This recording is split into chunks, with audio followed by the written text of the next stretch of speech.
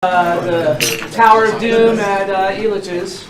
Right, we're starting Infinite Series. 0. Can I already jump? You can leave. This is college. Yeah, so I'll get the grades back to you on Monday. The exams will be done on Monday. The other class, the average on that exam was 81. You guys are a little smarter than them, so I'm sure your grades are better. Don't let them hear that. All right. So the topic of Infinite Series. I asked you this question last week, and I want to put a couple of things up on the board just as sort of guidelines, because this is going to be, when you hear Infinite Series, it's going to be really important to have something in your mind that allows you to anchor into some of these concepts. And so the first thing, which we mentioned last week, is that you can, in fact, add an infinite collection of positive numbers and get a finite result. If you add that infinite collection of infinite collection of positive numbers, you'll get 1. That is the sum of that series. Okay, so it should be clear in your mind that you can add an infinite collection of positive numbers and get a finite result. That should be clear. Now, one of the things that we notice about this is that these numbers that we're adding are getting smaller and smaller and smaller. And that is going to be a necessary condition for convergence. It's going to be necessary that the terms that you're adding together must shrink.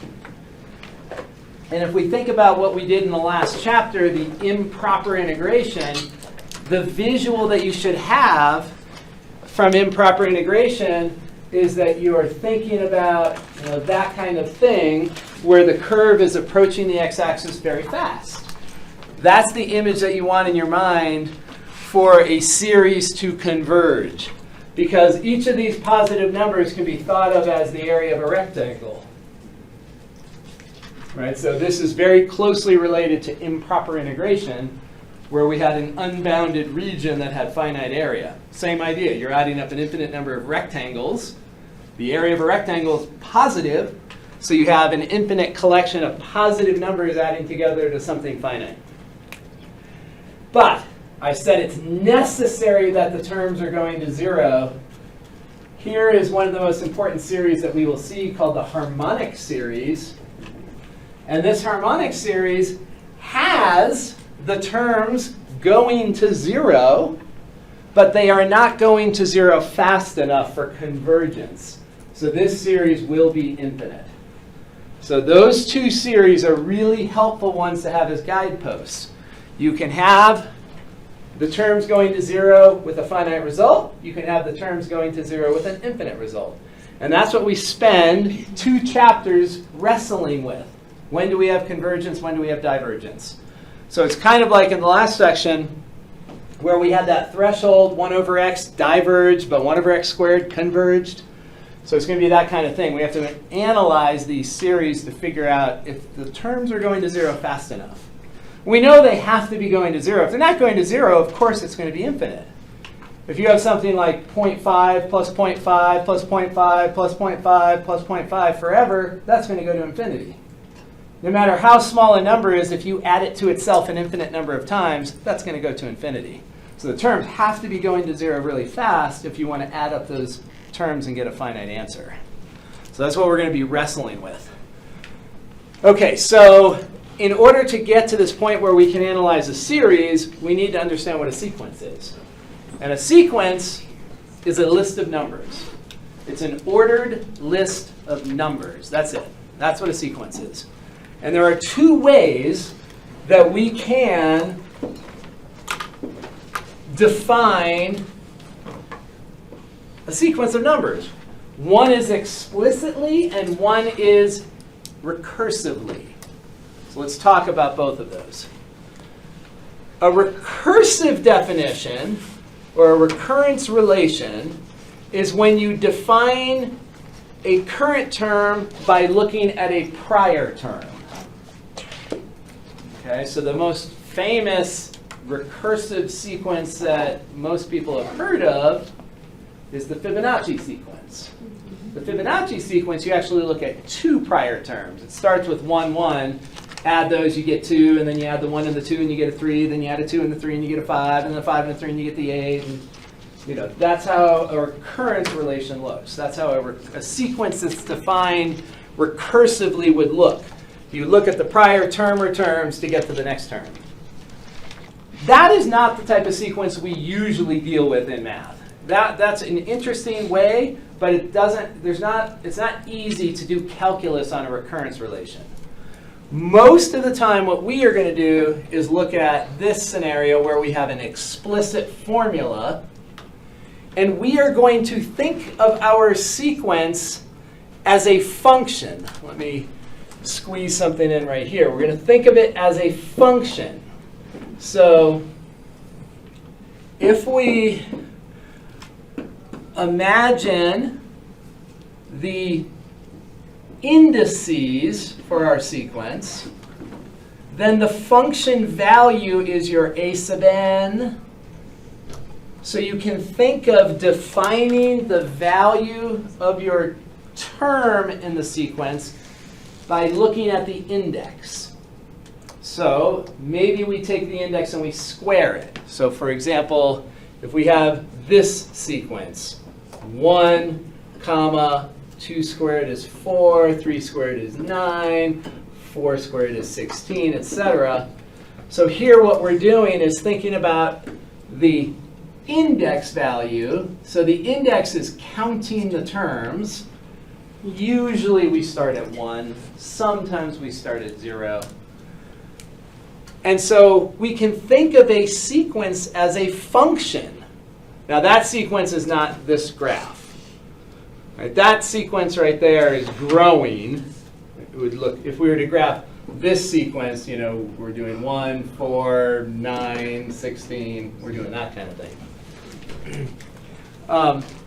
But the idea, though, is that we are thinking of our sequence as a function. The domain of the function is the set of positive integers, usually, 1 to infinity. Notice that as a function, this is discontinuous.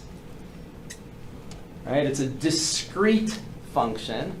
It's just individual points. But you can think of a sequence as a function. And that's really the best way to think of a sequence. Think of it as a function. Think of it as a function on the positive integers.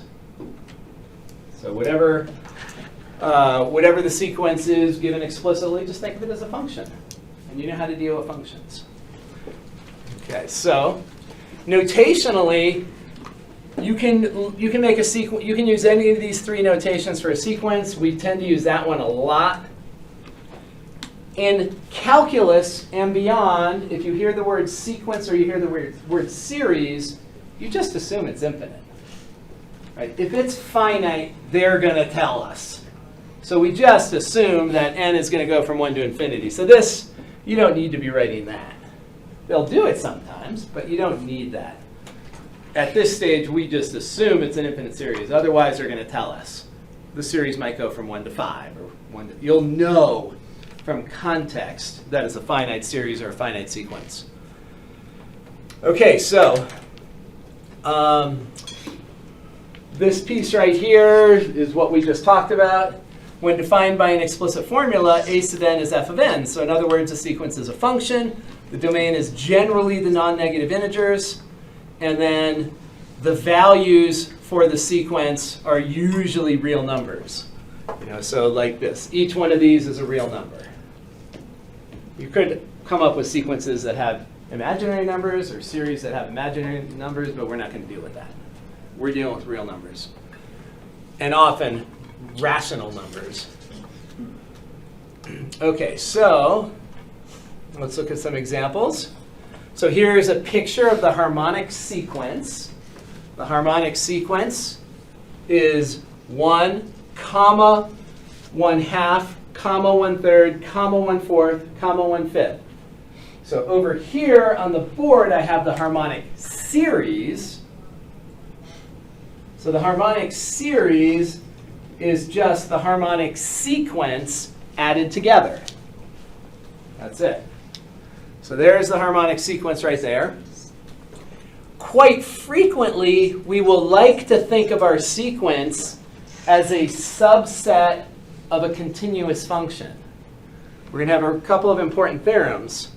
And you can see that the sequence 1 over n is a subset of the function 1 over x. Why is that important? Well, because you can't take the derivative of a function that's not continuous. So if you have this discrete function that's just all these points, you can't take the derivative of that. Right? There's no tangent line if you don't have a continuous function. It's got to be a smooth function. But what we can do is if our sequence 1 over n, if it's embedded in a continuous function, we can do calculus on the continuous function. And so what we'll be able to do is use calculus by imagining our discrete function as part of a continuous function. That'll give us an avenue to use calculus. So we have to have continuity. So on all these images, I'll put the stuff in Desmos here, just so if you want to play around with Desmos with sequences or series, I'll put some instructions in there just so you can see how you can do it. Limits. Nothing new. This is from Calc 1.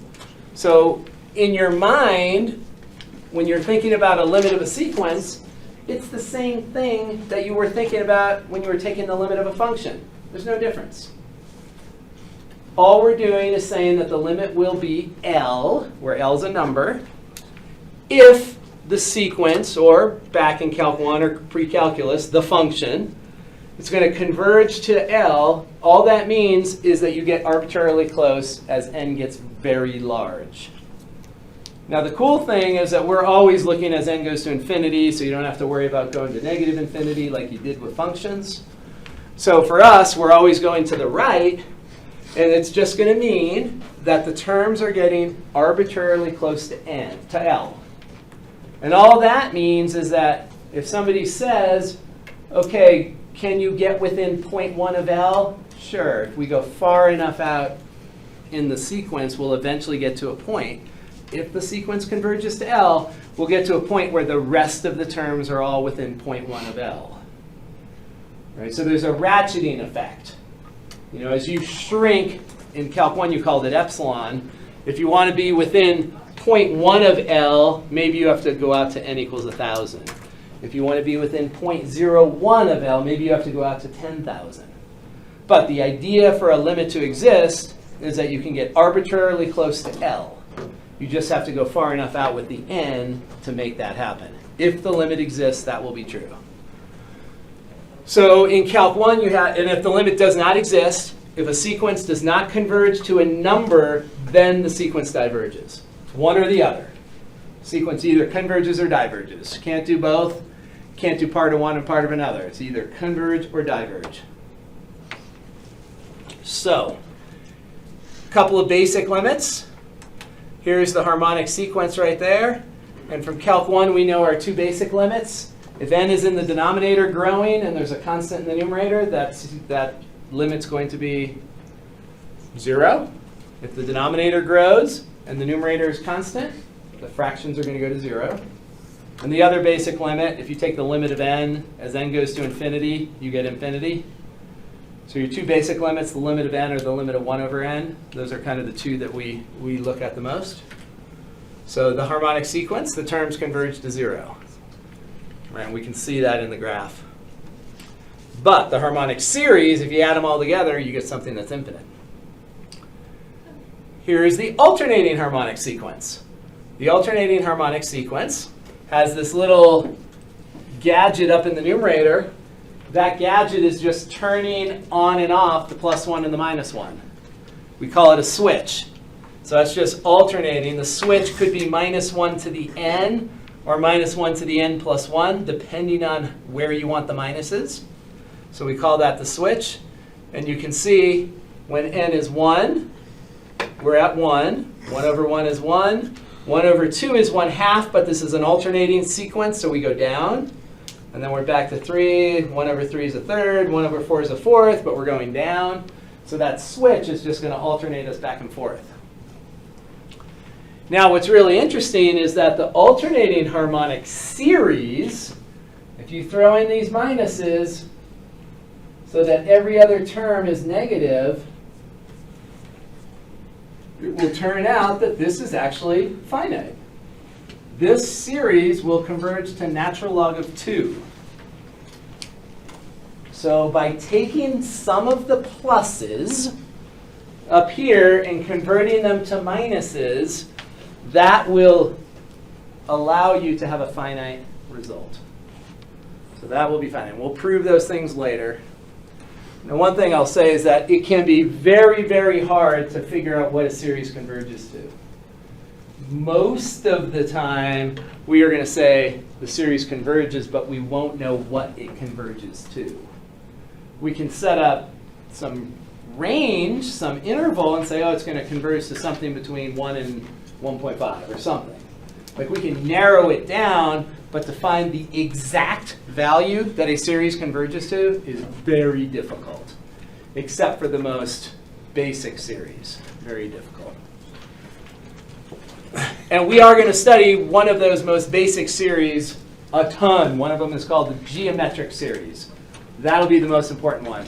And the geometric series will be so special that we can find what it converges to, which will be awesome. So we're going to look at some patterns here with sequences.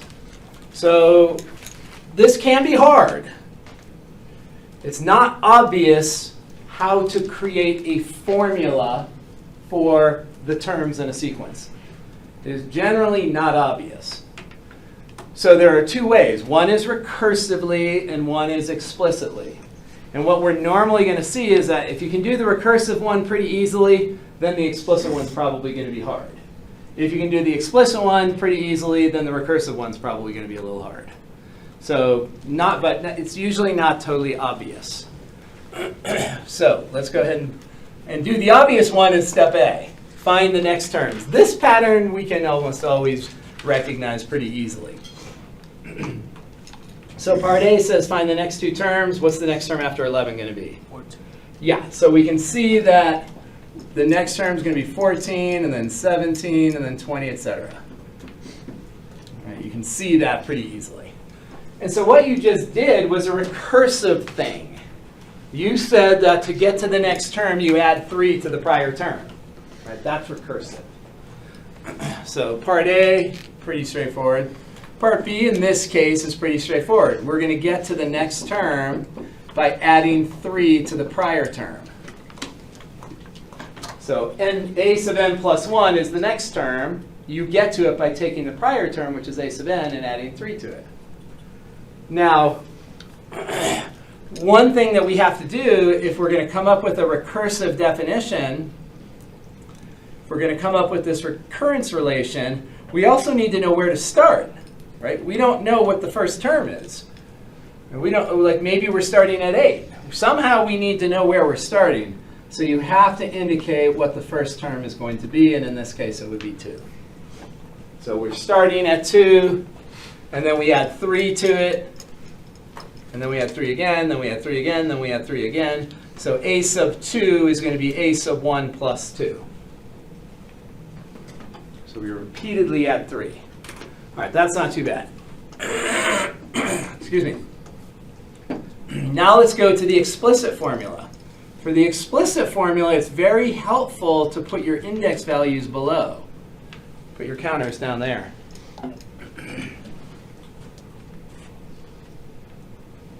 So our goal is to find a function. We want to write the nth term as a function of its index value.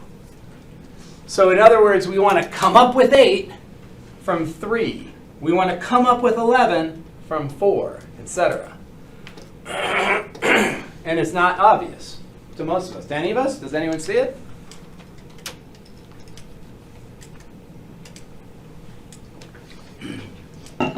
So if it is not obvious, we need to come up with some strategy.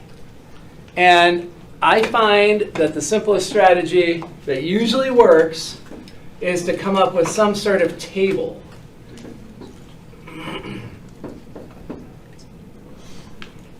And to pick columns that are kind of basic, you know, like do things like 2n. Let's see what 2n looks like.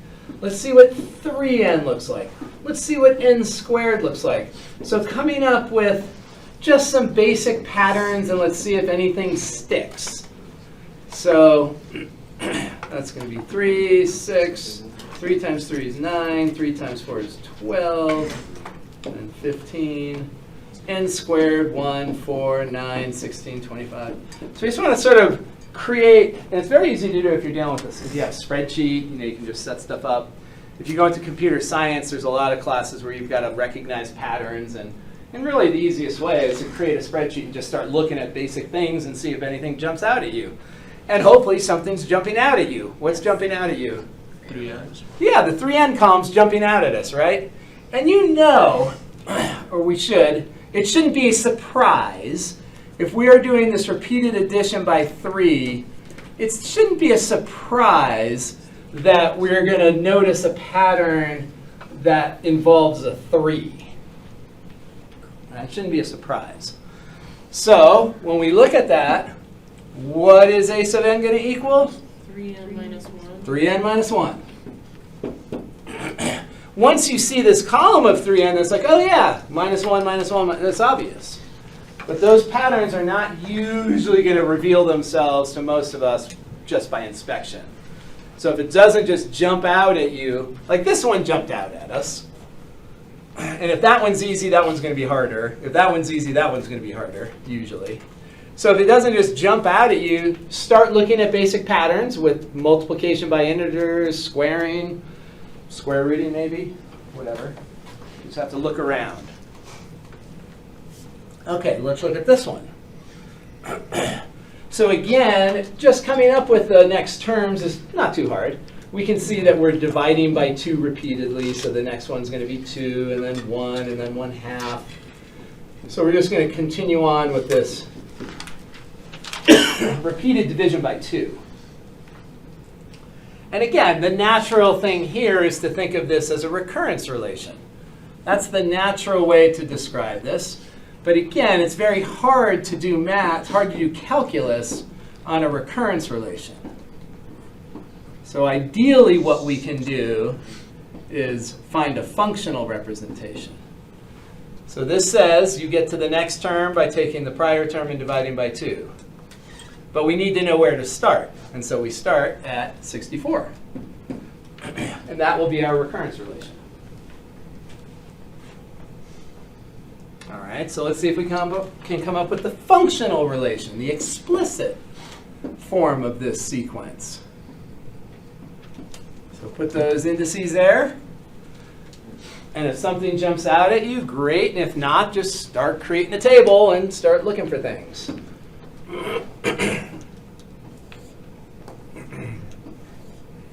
So put our n values, going down to 5 should be plenty. So what do we notice that's common to all those terms in that sequence? They're all even. They're all even. All divisible. They're all what? Divisible by 4. What else? So they're all multiples of 2, powers of 2. So like 6 is even, but 6 isn't in that list. But if we look, we're like, oh yeah, there's 2 squared, there's 2 cubed, there's 2 to the 4th, there's 2 to the 5th. So we definitely want some things happening with 2 here. So if we do 2 to the n, so 2 to the 1 is that, 2 to the 2 is 4, 2 to the 3 is 8, 2 to the 4 is 16, and then 2 to the 5 is 32. All right, that looks promising. But it's getting small, Okay, not bigger. Negative. all right. Negative. So is it square Negative. root or something? So what about, so I heard a negative. So what if we did something like this? So note it, let's put the powers up here. So for 64, this power is 6. This power is 5, this power is 4, this power is 3, that power is 2, that power. Does everyone agree with that? So that's the power on 2. Do you notice a connection between all of these pairs? What are they? They all add up to 7. They all add up to 7. So what about a sub n is equal to 2 to the 7 minus n? All right, so if n is 1, the power is going to be 6. If n is 2, the power is going to be 5. If n is 3, the power is going to be 4. So that will give it to us. Yeah.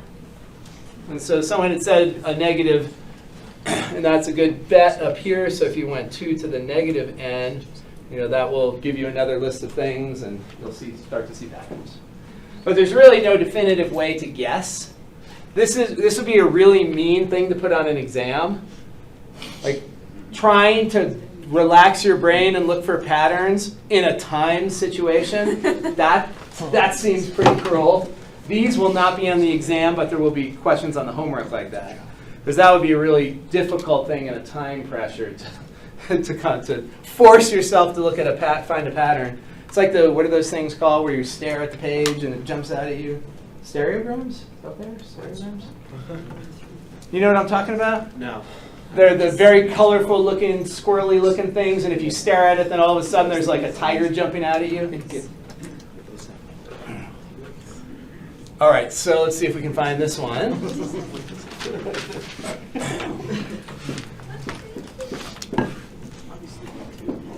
Okay, so the pattern here, of course, is pretty obvious. If we're just writing down the next terms in this sequence, there are the next terms in the sequence. For this one, part C is easier. Right? That's just going to be n squared. That's obvious. And so that means that the recurrence relation, that's going to be harder. One is usually harder than the other, and that one's pretty easy, so the next one's going to be harder. So a sub n plus 1. So let's focus on one of these. So we have to get, let's just say, from 9 over to 16. So how can we get from 9 to 16?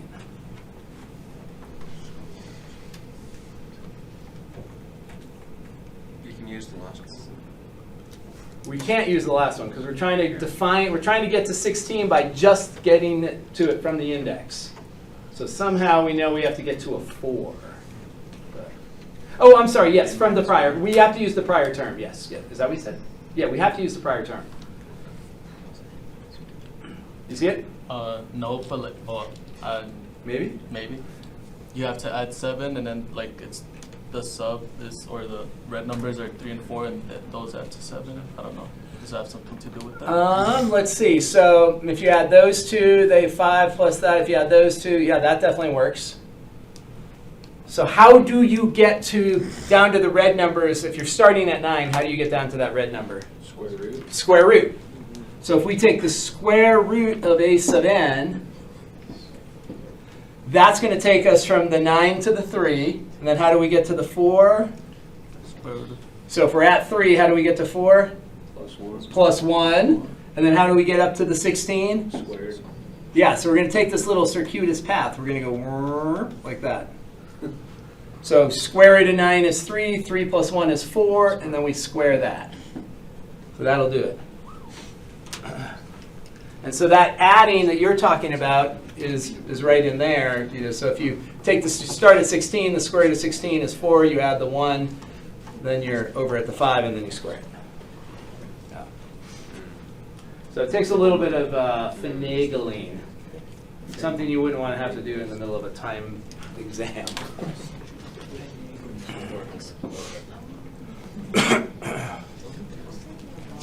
Okay, so this section, 10.1, is going to give us an overview of sequences and an overview of series, and then we're going to dive in deeper once we get into the individual sections for those topics. What is the limit of this sequence? Limit of a sub n?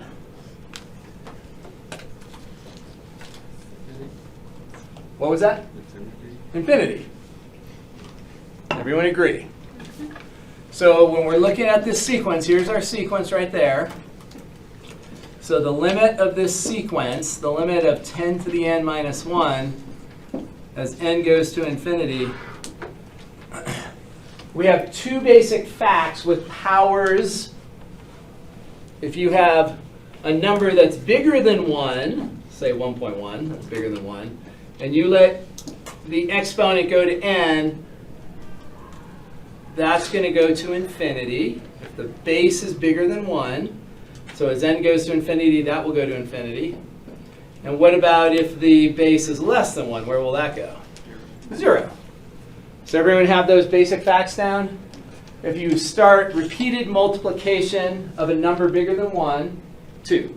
2 times 2 times 2 times 2 times 2 times 2, that's going to get bigger and go to infinity. But if you take a number less than 1 and do repeated multiplication, a half times a half is a fourth, times a half is an eighth, times a half is a 16th, times a half is a 32nd. That will go to 0. So number less than 1 in magnitude, raise it to a power, you're going to shrink to 0. Number bigger than 1 is going to grow towards infinity. So those are our two basic facts that we're going to use when we have when n is in the exponent position. So here, the base is bigger than 1, so it's going to go to infinity. If you subtract 1, you still are going to infinity. That can't change anything. Subtracting 1 is from a number that's growing without bound, does nothing. Okay, how about this one? So here in number 40, we want to take the limit of 1 minus 10 to the negative n. Most of us prefer to have positive exponents when we're evaluating limits. Most of us can see more clearly where an expression is going if there's not a negative exponent. Some people it's fine. You see, oh, it's exponential decay to 0, no problem. But most of the time, it's a little easier if you convert to a positive exponent. It's a little more obvious here that, oh, the denominator is going to infinity, so the fractions have to be going to 0. Right? In your mind, you're thinking of things like 1 over 10, 1 over 100, 1 over 1,000, 1 over 10,000.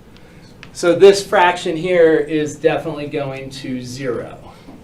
So the overall limit then is 1, because the limit of a constant is itself. The limit of a constant is that constant. So here's a picture of this sequence. So a picture of this sequence right here is 1 right there. The first term in the sequence is when you plug in a 1, you have 1 minus a tenth, which is 1 minus a tenth is 0.9 right there.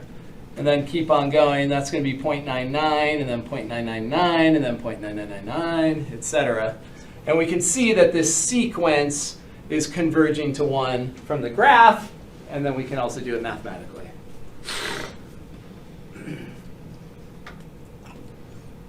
So if you play with the table feature in Desmos, it kind of gives you your y values of a whole bunch of x values if you want. All right, any questions on either of those two limits? That make sense? So these basic limits are going to be used to evaluate all the other limits. So usually we try to evaluate a limit by breaking it down into basic limits. So let's look at this recursive sequence. So this is a recursive one. So first we're starting out at 1, and then the next term in the sequence, we take our 1, we plug it in here. 10 divided by 1 is 10. Now our value is 10. We plug in 10 there. 10 divided by 10 is 1. And then we put 1 in there. 10 divided by 1 is 10. And you can see what this sequence is doing. Here I've done it in Desmos, where you take that, evaluate it at 10, you get that, put that back in, you evaluate and get 10, put that back in. So you can do it with Desmos, or on your, if you have a TI graphing calculator, you can do this type of thing also.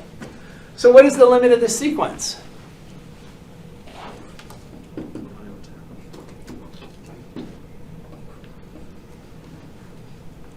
What will the limit be?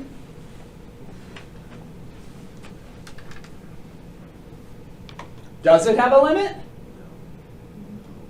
The definition of a limit is that the terms get arbitrarily close to a single value that we usually refer to as f. Are the terms in this sequence getting close to a single value as we go further and further out? No. Just bouncing around between 1 and 10. So that is a situation where the limit does not exist. And that's all we can say. All we can say is that that limit does not exist. Because these values are not getting closer to a single value. For a limit to exist, the tail of the sequence way out, as n gets super large, they have to be getting close. They have to ratchet down onto some single number. That's not happening, so the limit does not exist. And that's all we can say is the limit does not exist. Very different, notice, so back in algebra, college algebra, or Calc 1, there are many instances where, and I want to make sure that you understand this, if we have, let's suppose we have a graph, let's put an asymptote in here, let's put that there, let's just say that this is at A right there, but then let's go over here, let's connect this just because we can. So let's suppose we have this scenario. So A is the asymptote on the right, B is the asymptote on the left. It is true. This statement is true. The limit of this function as x goes to A does not exist. That is true. But what we would prefer to write is this. So that is definitely true, but what almost anyone that will teach you Calc 1 would say it's better to write that. So when a limit is equal to infinity, keep in mind that that limit does not exist. Right? A limit exists only if you're approaching a number. Infinity is not a number. So we can, in some cases, not be so vague to just say D and E. We can be a little more precise. This tells us how the limit does not exist. It tells us that the limit doesn't exist because the values are increasing without bound. They're going up towards infinity forever. So we can do that. Now, if we look over at B, we don't have the same luxury. At B, if we say, what's the limit of f at B, all we can say, if we're looking at the two-sided limit, is D and E. We cannot be more precise with the two-sided limit. The two-sided limit does not exist. We cannot be more precise. If we wanted to consider one-sided limits, then of course we could be more precise. We could say the limit as x approaches B from the left is what? Negative infinity. Negative infinity. And the limit as x approaches B from the right is positive infinity. So if we were to consider one-sided limits, we could get more precise. So super important to realize that infinity, if you get infinity, it means that does not mean the limit exists. The limit still does not exist. You are just being more descriptive. And here we cannot be more descriptive. This thing is just bouncing around, so it just does not exist.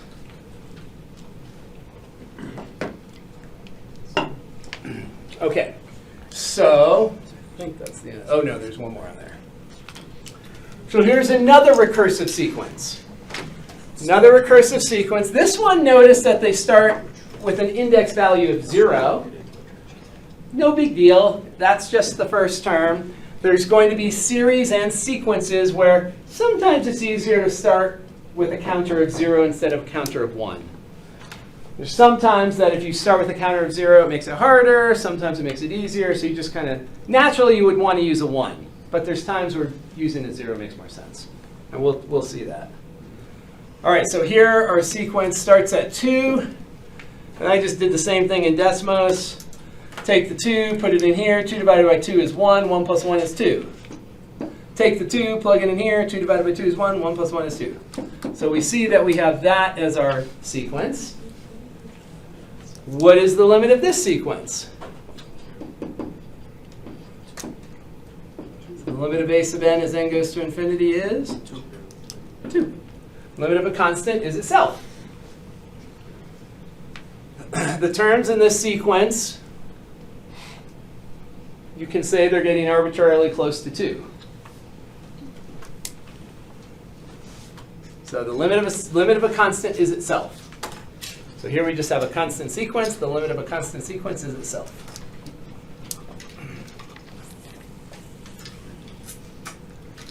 All right. Good. All right, let's go to series.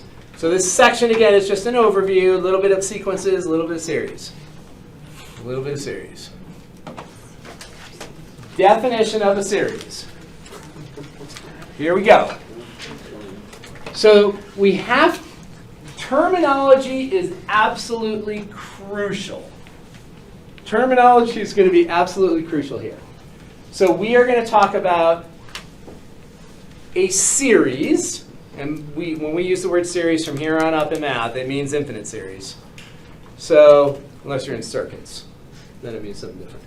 So, this series has a sequence of terms.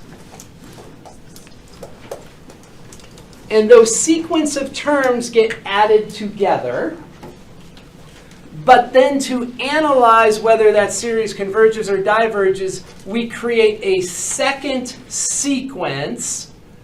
And this second sequence is the sequence of partial sums. The sequence of partial sums will look like this. And this is the fundamental tool that we will use to analyze a series.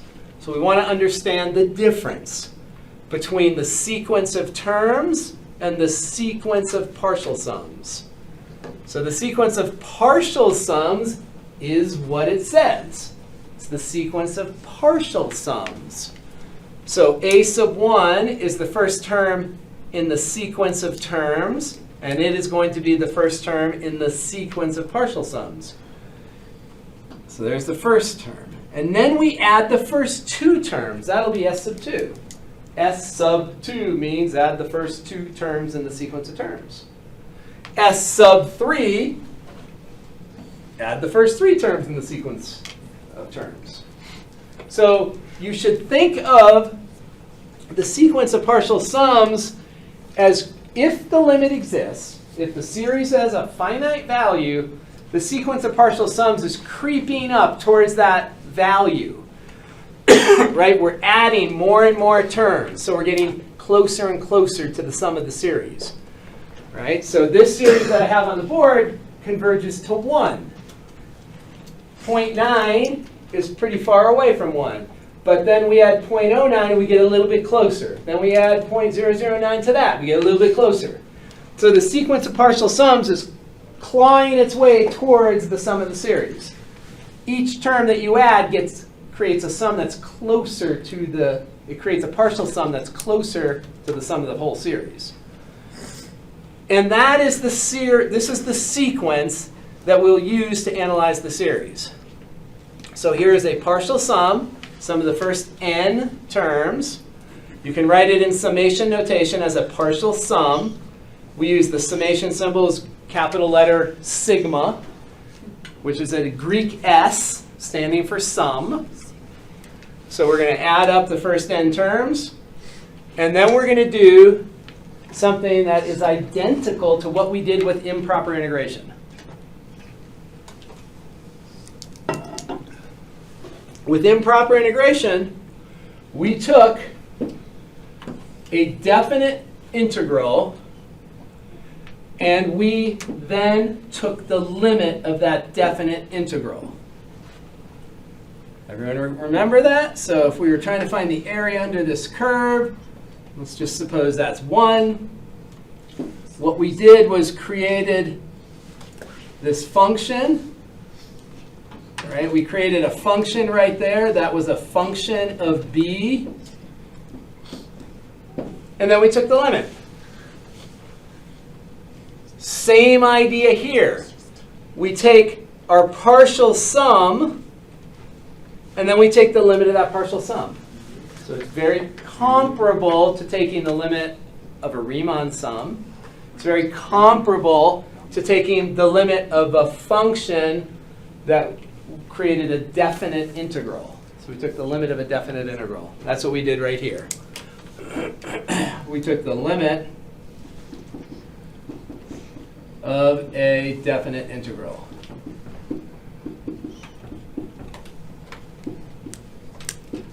That's basically the same thing up here. Right? Because you can always imagine the terms in your series, you can always visualize them as little rectangles below a curve. And so if you only add up the first n, that's like a definite integral. And then you take the limit as n goes to infinity. And that'll tell us whether we have convergence or divergence. So when you look at this right here, you should be saying, well, why do we spend a whole chapter on this if all we have to do is take the limit of s sub n? Right? If that's all you have to do to find the sum of a series is take the limit of s sub n, why does it take 2 full chapters of stuff? And the reason is that finding s sub n is almost always impossible. Finding s sub n, unless you're dealing with a geometric series or a telescoping series, is impossible. So there are 2 types of series that we are going to look at in depth. Geometric and telescoping. Those are going to be the only 2 that we can actually find s sub n and then find L. Most of the series we look at, you can't find s sub n. And if you can't find s sub n, that's where all this garbage, if you look under handouts and you go to our 2 series section, like there, that's what all this garbage is for. If you can't find s sub n, these 2 series you can, so telescoping and geometric, those are the easy ones, because you can find s sub n and then take the limit. But all this other stuff applies most of the time, where you can't find s sub n, so you need to use another technique. And that's what these convergence tests are all about. It's like, okay, well, you can't find s sub n, then how do we analyze the series? Well, that's what we will learn. Okay, so that is the basic idea with series. Let's look at some very simple examples. You've been dealing with series your whole life, not even knowing it. So any rational number that is a repeating decimal, it's really an infinite series. You kind of see it up there on the board already. Right? So this number, 1/9, if you write it as an infinite decimal, looks like that, an expanded decimal. That really is an infinite sum. So the sequence of terms, let's get these 2 things down. So every series has 2 sequences, one the sequence of terms and one the sequence of partial sums. So every series there's 2 sequences. So here is the sequence of terms. There is the series where we add all the terms in the sequence of terms. And then here is the sequence of partial sums. Sequence of partial sums, s sub 2 is the sum of the first 2, s sub 3 is the sum of the first 3, s sub 4 is the sum of the first 4, etc. Okay.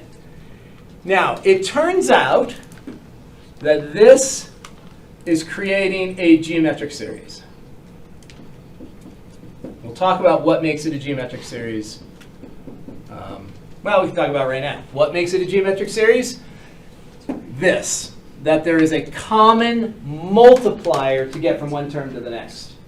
That's what makes a series geometric or a sequence geometric, if there's a common multiplier. So here, we're multiplying by 1/10. Here, again, we're going to multiply by 1/10. And again, we're going to multiply by 1/10. So we have repeated multiplication. That's what makes it geometric. Geometric is when you have a repeated multiplication. Okay, so to determine if the series converges, the sequence of partial sums is analyzed. And you can see from the Desmos graph, there's 0.1, there's 0.11, there's 0.111. And you can see that the sequence of partial sums is converging to 1/9. Now, it's not obvious that it's necessarily 1/9. We know it's 1/9 because that's how we built it. But in general, finding that 1/9, we're going to have a technique that we'll use to find that it's 1/9, which we don't know yet. But that's the concept behind it. So the limit of this is going to be 1/9.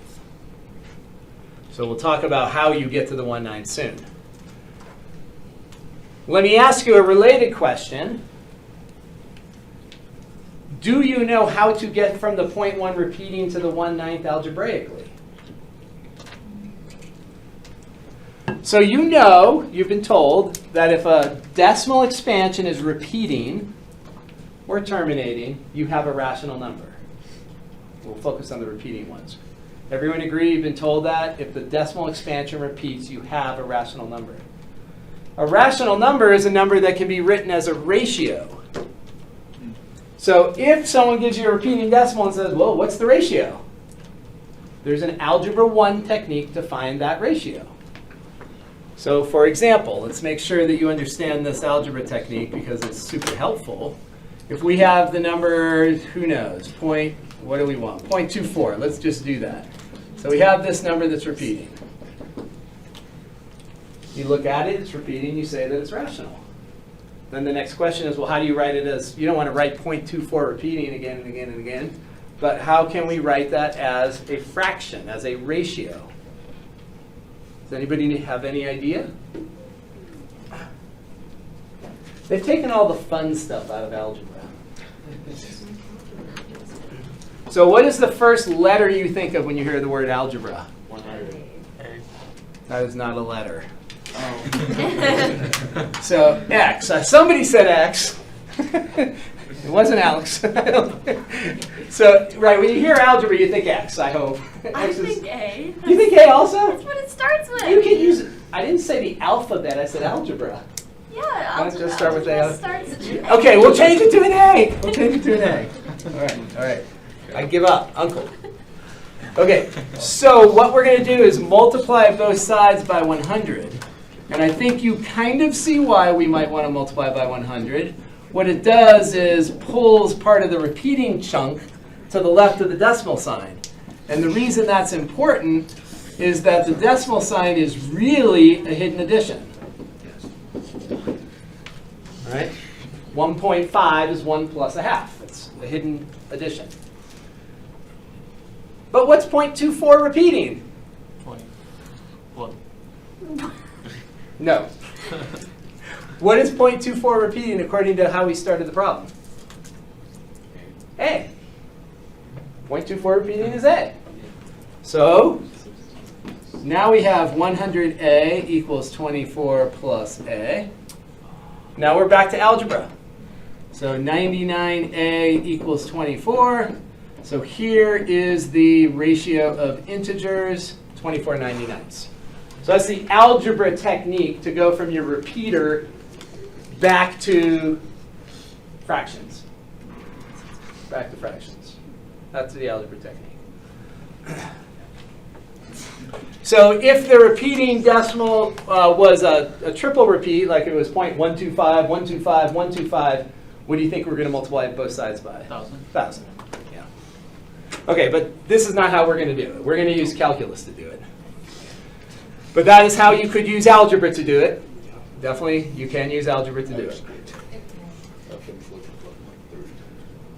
That's 2/3. Okay, so for each of these, make a conjecture about the value. So we know that we've all been told many, many times, this is just going to be 0.6 repeating. So we could write this as 0.6 repeating, and that is going to be 2/3.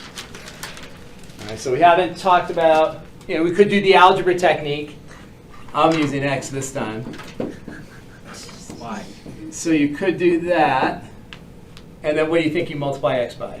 10. So this is going to be 10X equals, that's going to pop 1/6 to the front. Let's just do it in a couple steps. So we have that. And then we replace the thing on the right with an x. That gives us 9x is equal to 6. And that tells us that x is equal to 2/3.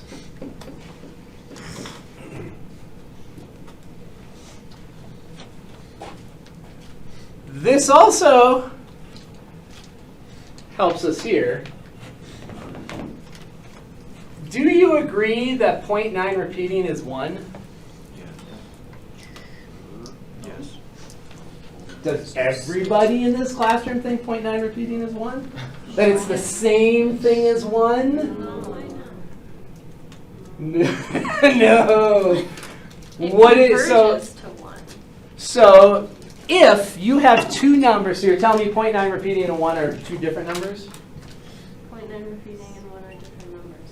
Okay, so if you have two numbers on the number line, and if they are different, if they are not the same number, there is a measurable distance between those two numbers. What is the measurable distance between 0.9 repeating and 1? dx. Wait, they're infinitely far apart? 1 over infinity? Yes, 1 over infinity. 0. They're 0 apart. They are the same number. Oh. Right? If two numbers are different, if they're not the same number, then there is a distance between them. But 0.9 repeating and 1 has no distance between them. If you claim the distance is point with 1 million zeros and a 1, you say that's how far apart they are, I can show you that that's false, because we can just go a little bit further out in the 0.9 repeating.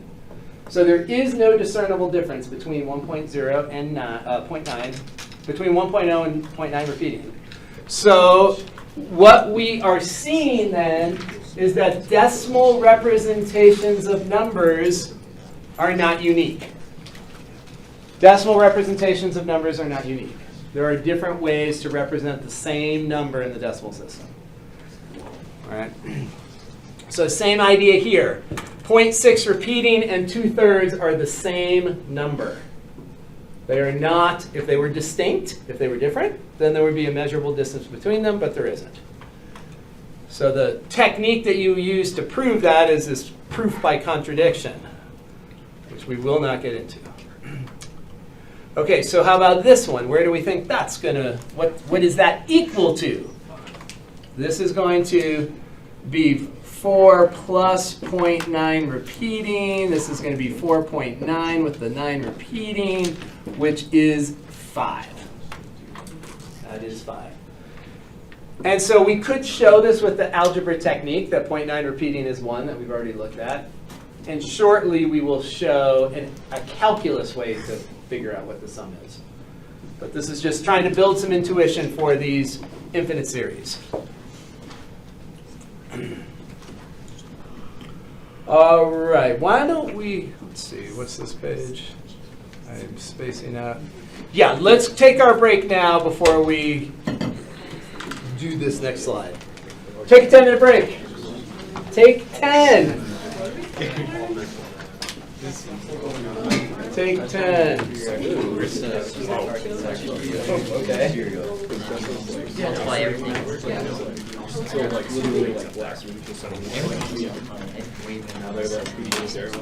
So first off, do you think that this series is geometric? And what is the constant multiplier? 2. 1/2. Okay. 1/2. All right. To get to subsequent terms, you multiply the prior term by 1/2. So that is a geometric series. You have a common multiplier. Now, let's find our sequence of partial sums. Because to analyze this series, we need to look at the sequence of partial sums. There's our sequence of terms. A sub 1 and S sub 1 are always going to match. And then S sub 2 is the sum of the first 2, which is 3/4. S sub 3 is the sum of the first 3, which is 7/8, etc. The question here is, can you find a formula for S sub n? So stare at that for a minute. can you find a formula for S sub n?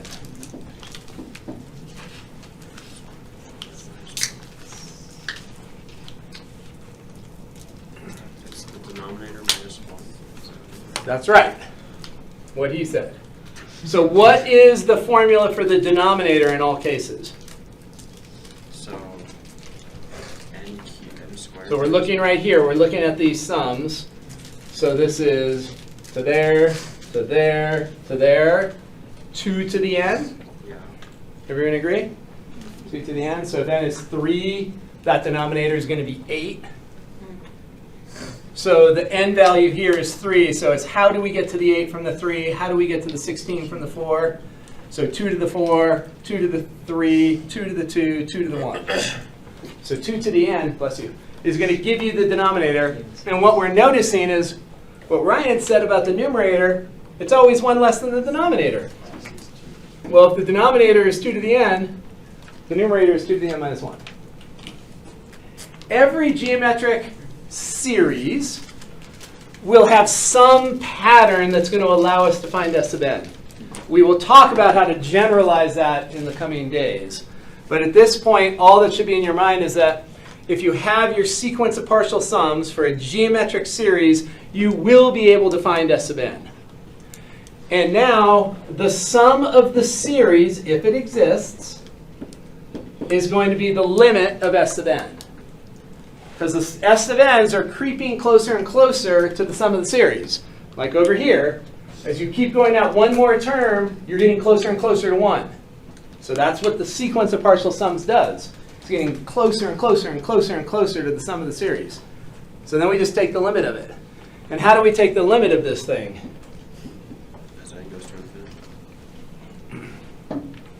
Right now, the form is indeterminate because you get infinity over infinity. So we have to do something. L'Hopital's? You could use L'Hopital's rule. There's a simpler way here. Break it apart. So what is the simpler way? So you could use L'Hopital's. A lot of us don't like taking derivatives of exponentials that have a base other than e. It sort of gets a little messy. Split the fraction. Split the fraction. That is going to be a great technique here that's going to allow us to solve this really fast. And that's 0. Because 1 over 2 to the n, that's one of our basic limits. The denominator is growing without bound, so the fractions are shrinking to 0. So that 1 over 2 to the n piece, that is racing to 0. So this overall limit is 1.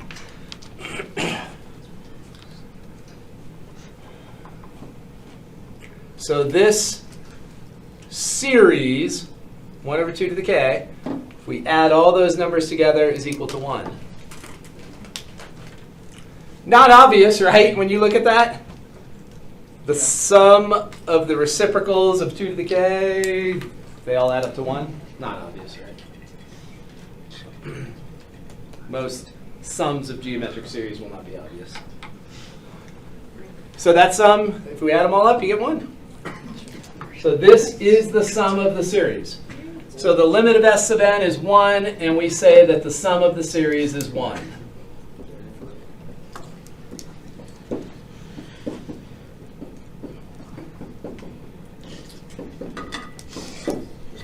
So whatever the limit of the sequence of partial sums is, that is the sum of the series. The series adds up to exactly 1. We don't say the sum of the series approaches 1. The sum of the series is 1. The sequence of partial sums is approaching 1. Its limit is 1, but we say that the sum of the series is 1. Whatever the limit of the sequence of partial sums is. Okay, so that's what you have to have in your mind. Limit of the sequence of partial sums. So, having said that we need to take the limit of a sequence of partial sums, we need to be really good at taking limits. So let's go back to sequences and take some limits. Here we go. Let's go back. Some of you have holes. Let's fill them in. Like a boat. like a rubber boat. Okay, so first off, we have a cool theorem. If the limit of f of x is L, then the limit of a sub n is also L. Let's understand this. So we have a sequence given explicitly. F of n is a sub n. So a sequence is a function on the positive integers. Right, so our sequence is this discrete set of dots. There's our sequence. That sequence is a subset of the function f. Right? This curve right there contains the sequence. And what this theorem says is that if the function of x converges, the sequence also converges to the same thing. And visually, you can see it. This black curve is approaching, in this case, 1. All these limits seem to be 1 today. This curve has a horizontal asymptote at 1. The embedded sequence has the same limit. So if we have a continuous function that approaches a number, an embedded sequence must approach the same number. If the sequence is embedded within the curve, that set of red dots is approaching the same thing that the curve is approaching. That's what this theorem says. That's what it says. If the function's limit is L, the sequence limit is also L. All right? So that's our theorem. Now, the converse of this is false. So let's make sure we understand that word. So right now, we have if A, then B. That's what we have. So our capital A is if the continuous function converges to L, then B is the sequence also converges to L. Mathematically, the way we write this is like this. We say A implies B. That means if A is true, then B is true. So if F converges to L, then A sub n also converges to L. The converse is this setup. The converse is B implies A. And so we want to know about that. So whenever you have an implication, A implies B, it's natural to say, does it go the other way also? If A implies B, does that mean B implies A? No. And in this case, no. The answer will be no. The answer is going to be no. So this is one of those things like, if you live in Paris, then you live in France, but just because you live in France does not mean you live in Paris. Right, so the converse is false. Just because you live in Paris, you definitely are in France, but if you're in France, that doesn't mean you're in Paris. So that's the converse. So let's check. So here I've created a sequence that converges. This sequence is embedded within that function, the blue function, right? That sequence is embedded within it. And that sequence converges to 1. So right here is 1. Cosine of 2 pi times 1 is cosine of 2 pi. Cosine of 2 pi is 1. Plug in a 2. Cosine of 4 pi is 1. Plug in a 3. Cosine of 6 pi is 1. Plug in a 4. Cosine of 8 pi is 1. So we've created a sequence that has a limit of 1. But is the limit of this blue continuous curve, what's the limit of that? Doesn't exist. Doesn't exist. Right? That's not approaching a single number. So the limit of cosine 2 pi n does not exist. The limit of that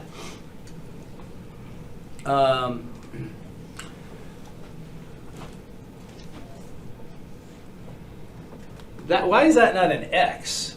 That should be an x. This should be 2 pi x because we want it to be the whole function. We want it to be the whole function. And that should be as, I need to edit this. Who made this? It should be x, yes. I made it last year, and I can't believe I didn't see that until now. So the blue curve is the continuous function, so it has an x in it. If you have an n, the n is just the positive integers. So everybody see that the limit of the curve does not exist? Right? That curve is not approaching a single number. It's not getting arbitrarily close to a single number. So here, just because we have an embedded sequence that converges, that doesn't say anything about the function that it's embedded within. So up here, if continuous curve converges, embedded sequence converges. But just because you have an embedded sequence that converges does not mean the curve converges. All right, so the converse will be false. Think about it. Laws of sequences. So when we're taking limits, these first two should be no surprise at all. So those first two are the same rules that we have for derivatives, same rules that we have for integrals. The limit of a sum is the sum of limits. The limit of a constant times a sub n, you can factor out the constant. It's the constant times the limit of the sequence. So those are just like derivatives. You can pull out a constant, just like integrals. You can pull out a constant. You can distribute a derivative. You can distribute an integral.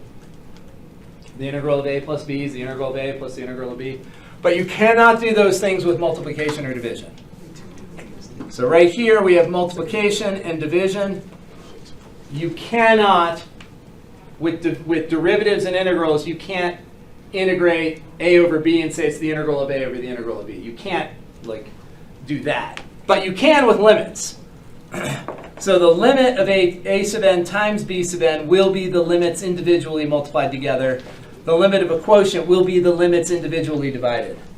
So those two rules are different than derivatives and integrals, but the other two are similar. Now, when we're talking about the limit of a sequence, we are focusing on the tail of the sequence. We are looking way out when n is massive. N is very, very large. The leading terms of a sequence do not matter. They don't matter. You can chop off the first 10,000 terms, throw them in the trash. The only part that matters is the tail, is what's going on when n is very, very large. So when we talk about the limit of a sequence, it's all determined by the tail.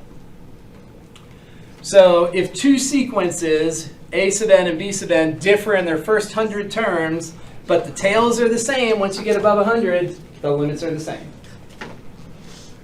So the leading terms of a sequence have no bearing on whether it converges or diverges and what it converges or diverges, or what it converges to if it converges.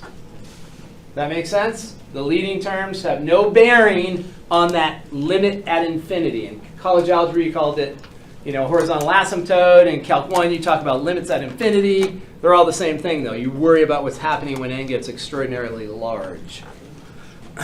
So, obvious, hopefully.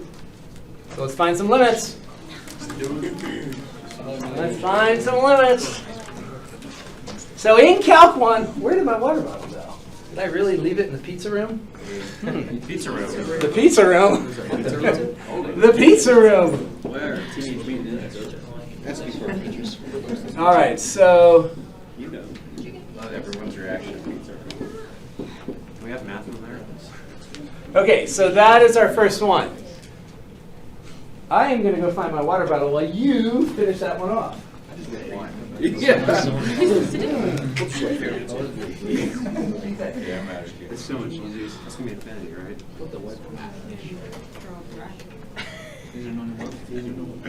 Nope, they're all on me. Nope, there's none anywhere.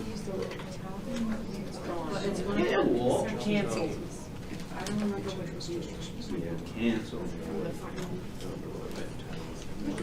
There was like the three situations. Take the derivative. Yeah, infinity over infinity, 0 over 0, and I think 1. Oh, wait, no. There's Magic happens. yeah, so okay. This is infinity over. Don't you know, eh? So it's gonna be 0. Oh, yeah. Just how it goes. Because the denominators go from fast falling. Yeah. Yeah.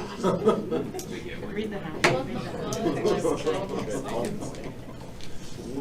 was this like all running Steve and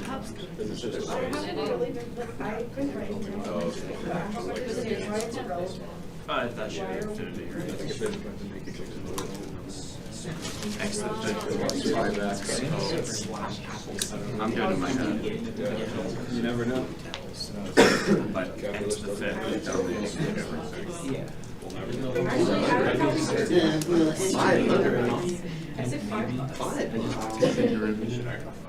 Inverse thing is just like randomly across the mountains or something. What do you talk? There you go. just changing the sign. Wait, is that arctan or is that inverse? No. Damn it. Crazy. You guys are control. I don't know if that's arctan or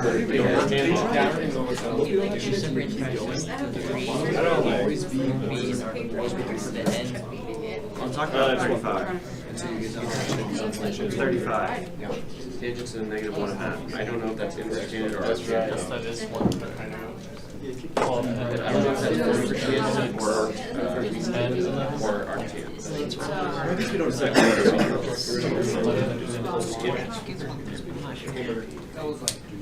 I'm not. I'm That was forever ago. No, I'm not talking about the derivative or anything. I'm just saying what is tan from negatives? Is that just? I think it's like Rabbit hole? cosine of this. All right, so what's the limit? 1/3.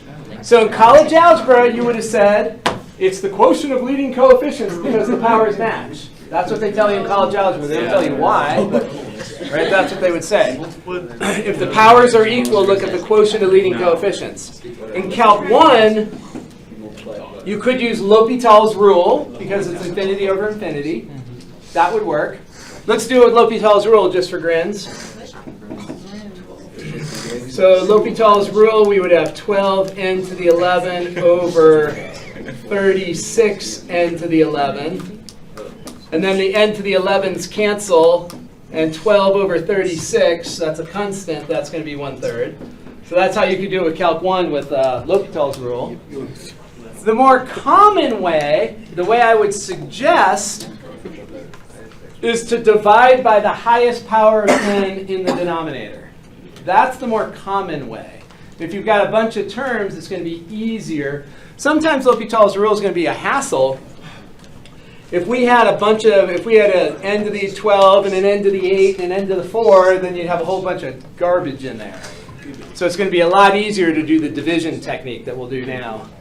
Oh, you were about to go over it. I was gonna Yeah, say, oh yeah, yeah. division technique. Yeah, let's do it. So what we would do is multiply everything by 1 over n to the 12.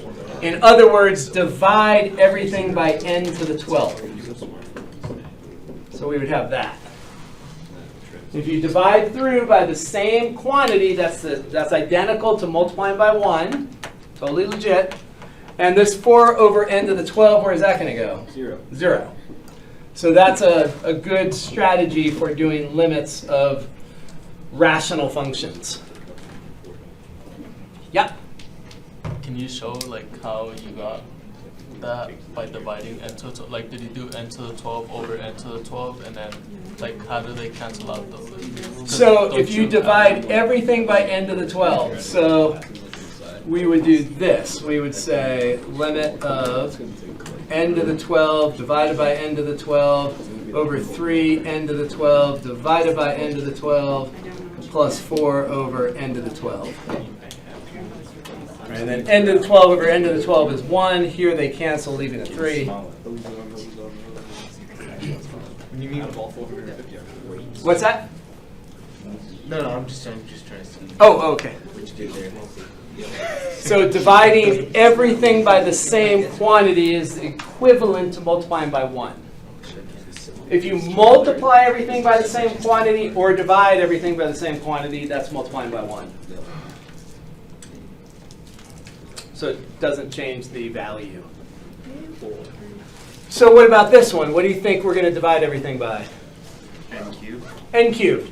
Dividing by the highest power in the denominator is generally the move. And that's So if we divide everything by n cubed, we will have this. We're going to have n squared left there. We're going to have 3 over n squared there. We're going to have 10 there. We're going to have 1 over n squared there. So if you divide everything by n cubed, does everybody agree on what we would get? Infinity. Everybody agree on that step, though? That's what you would get if you divide this by n cubed, divide that by n cubed, divide that by n cubed, divide that by n cubed. So these two fractions are going to go to 0. Our limit, our basic limit, the limit of n as n goes to infinity is infinity. So this is going to be infinity over 10, which is infinity. So for 35, how would you? What's the difference between inverse tan and arctan? Nothing. There's no difference between inverse tan and arctan. Yeah. They're the same. Okay. Yeah, they're the same. What is the limit of the arctangent function as n goes to infinity? Pi over 2, thank you.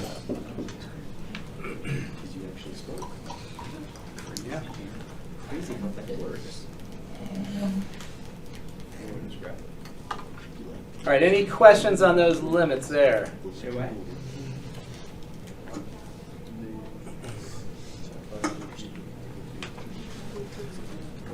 All right. Here we go. Calc 1 review. Log limit.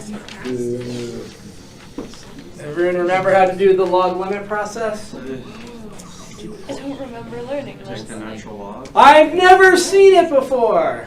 It's all Charles's fault. Is that where you use natural log and all that crap? Yeah, natural log and all that crap. Yeah. That's what it is. You raise it to the e. So we will have an exponentiation step. Yeah. So first off, does everybody agree that this is an indeterminate form? Yes. So in Calc 1, Kind of zero. you should have learned that 1 to the infinity is indeterminate.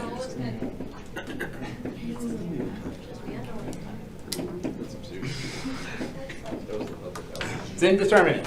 You can have 1 to the infinity that converges. You can have 1 to the infinity that diverges. You can have 1 to the infinity that converges to different values. You can have all sorts of options for 1 to the infinity. All right, so that's indeterminate. It's not 1.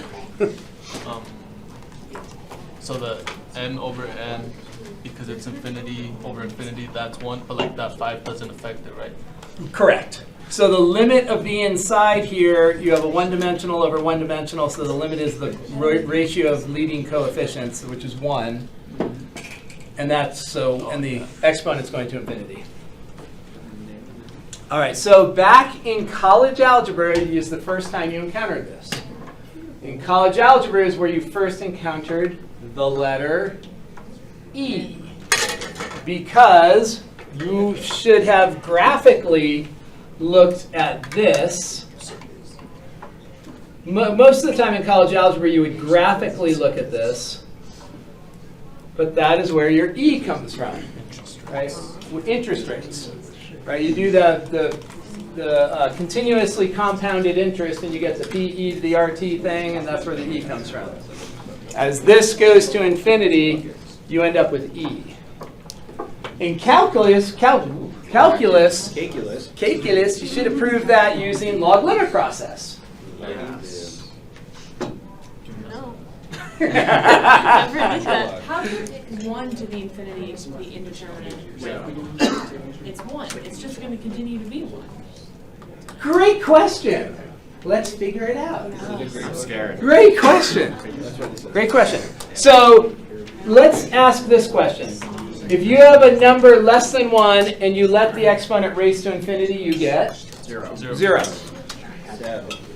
So this is going to go to 0. But you take a number that's a skosh bigger than 1, its limit as n goes to infinity is infinity.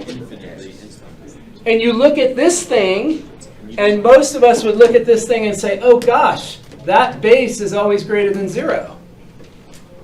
So most people, when they look at that, if they were asked what they think the limit of that would be, would say, oh, well, if the base is always bigger than 1, it feels like we're in this case down here. Right? It feels like that's always bigger than 1. It's not unreasonable.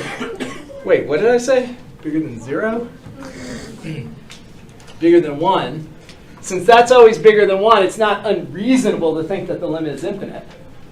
And what you should have done in college algebra is graphed it and see like, oh gosh, there's a horizontal asymptote.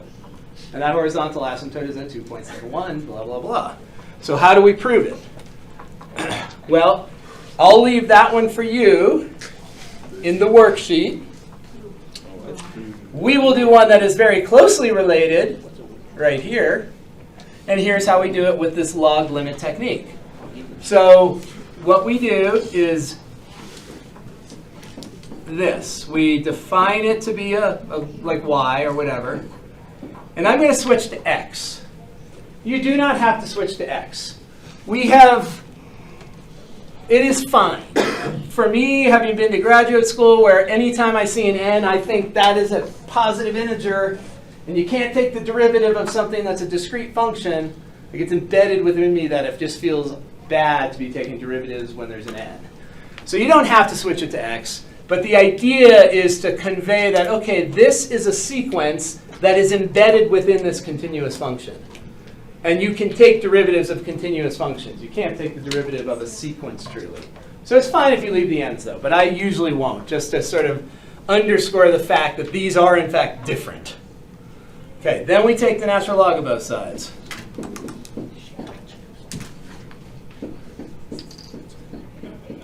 All right. You looking familiar yet? Nope. Dang!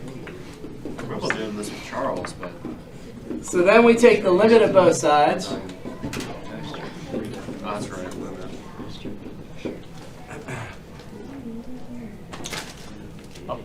Now, if we look at the right-hand side, we see an indeterminate form. Right? The x is going to infinity. But what is natural log of x over x plus 5 going to? 1. No. It's going to 0. Because x over x plus 5 goes to 1, and natural log of 1 is 0. That's an indeterminate form. Infinity times 0 is an indeterminate form. I still don't get that. What do you get? Anything with 0 should be 0. No, it's no. Well, I'll show you. I'll prove it to you. So anytime you have infinity times 0, the way you deal with it is by shoving the term that's going to infinity into the denominator. So there's our shove. Get out! So we just push it into the denominator. Do you agree that that's true?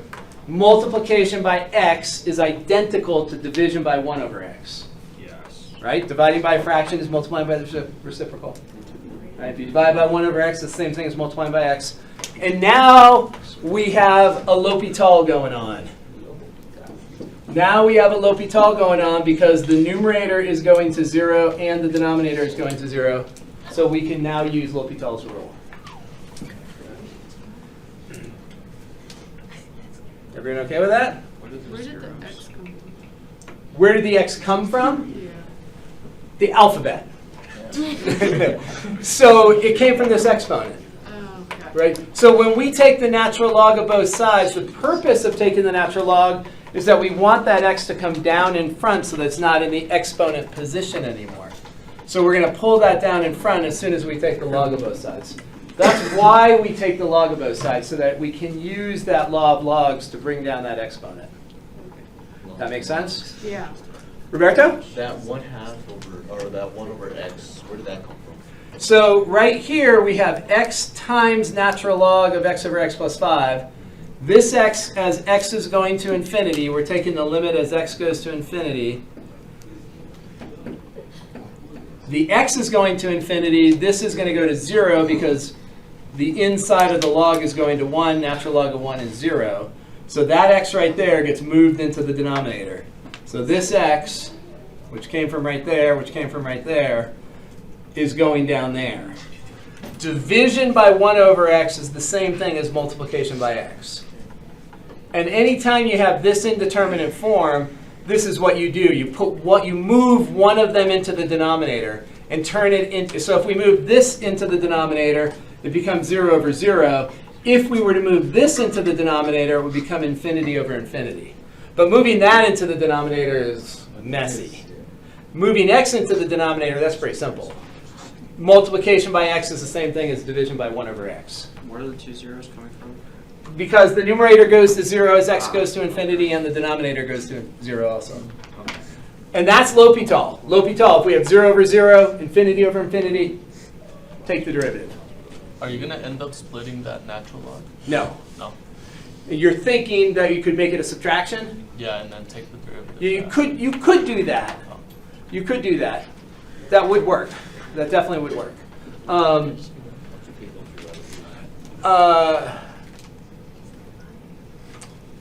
I'm just thinking about the steps. I'm thinking ahead if that's going to make a difference.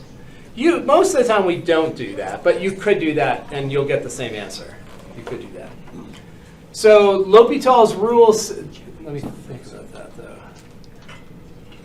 The problem with doing that is that you get another indeterminate form. You would have natural log of x minus natural log of x plus 5.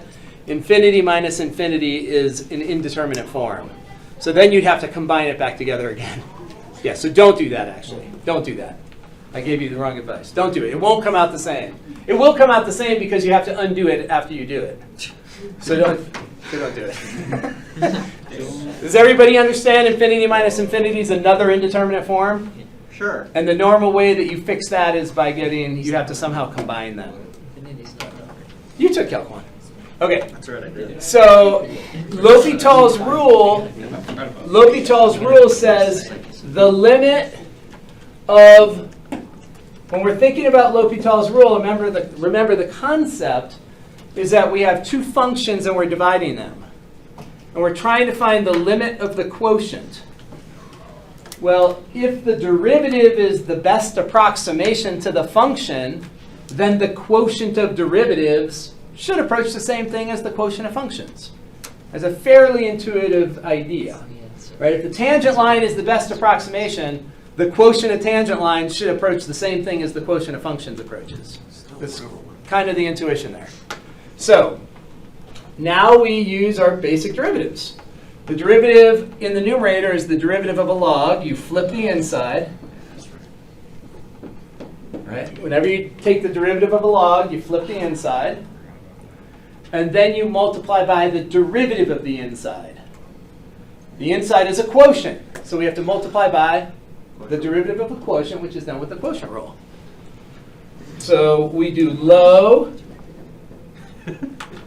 d high is 1, minus high d low over low squared. Or if you remember the quotient rule in another way, it does not matter, you just do it. Whatever way you remember it, you do it.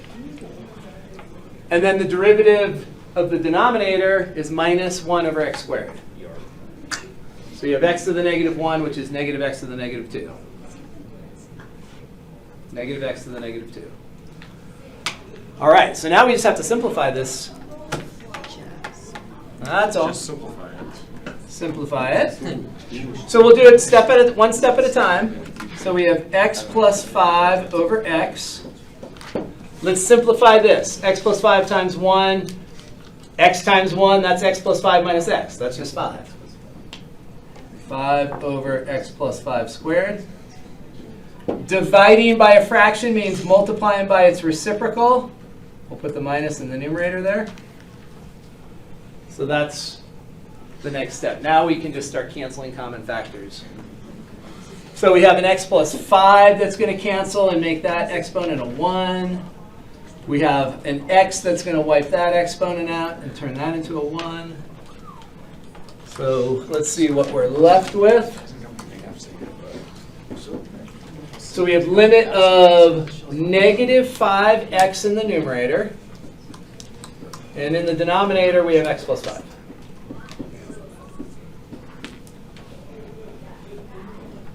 And what be that limit? Negative 5. Negative 5. So you can do that with the college algebra technique. You have polynomials of equal power, so you grab the leading coefficients, negative 5 over 1. Or you can imagine dividing everything by x. 5 over x will go to 0 as x goes to infinity. X over x is 1, and then you'd have a negative 5. Whatever your technique is, your favorite technique. Some exponentiated. So now on the left-hand side, let's talk about the left-hand side for a minute. We have the limit of natural log y. The limit symbol is very stealth.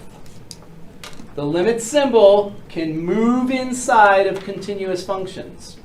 The natural log function is a continuous function. So that limit symbol can move inside. And we can make this the natural log of the limit of y as x goes to infinity. All right, the limit symbol can move into continuous functions. And now, I heard somebody say it, what are we going to do to both sides? Raise it. We're going to exponentiate it. So on the left, we have limit of y as x goes to infinity. And what are we going to end up on the right with? E to the over. Yeah, e to the negative 5 or 1 over e to the 5th, whatever way you write it. So 1 over e to the 5 if you want no negative exponents. So that is our limit right there. So, are you convinced, Celeste? What? Are you convinced that it's not 1? Sure. I've been, yeah. Sure. There's a lot to take in, but You're shredding the math, not the slopes.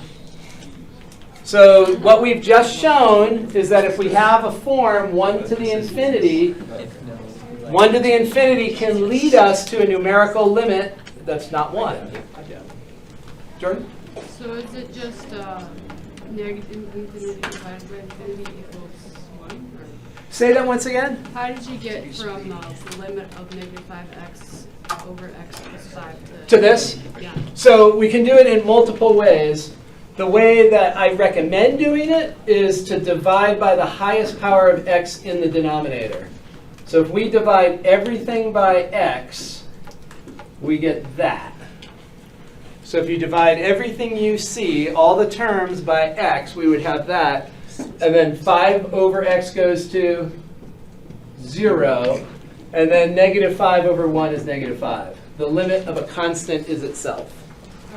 Does that make sense? I think so. And that's a 5.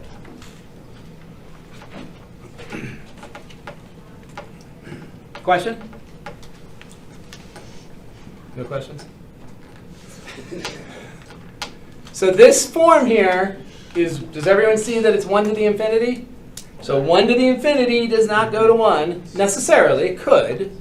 But 1 to the infinity is indeterminate. We don't know where it's going to go. What do? We take the log of both sides and take the limit, use L'Hopital's rule, and we get to that. All right, let's do question, Alex. Just going back to when you're taking the derivative of Does not exist. the natural log, yeah, right there. Yep. Yeah. When you flipped it Yep. to multiply it, like I get why you did that, but it's just like, is that something that we didn't cut? Like, I just don't really remember about that. Let me see if I can refresh your memory. So if we have, so it might just look more complicated. Whenever, so we've been doing this already this semester. Like, So let's just look. Let's look at an example. Like if we have the natural log of, let's just make it something like x squared. So we did this a lot with the integration by parts, where we would let u be natural log of something. And so if you're going to take this derivative, don't you do 1 over the inside? That's the reciprocal of the inside, multiplied by the derivative of the inside. Come on. Do you agree with that? Yeah. Right? 1 over something is the reciprocal. Right? If somebody gives you something and you're told to find the reciprocal, you flip it. So it might not be as obvious in this case because when it's really x squared over 1 and then we flip it.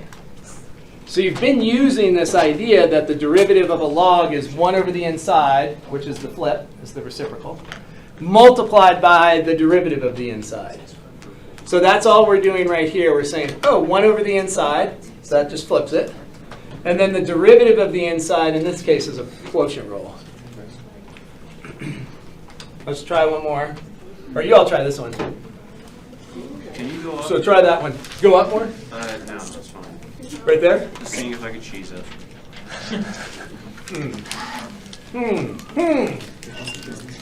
Is it ringing a bell now? Nope.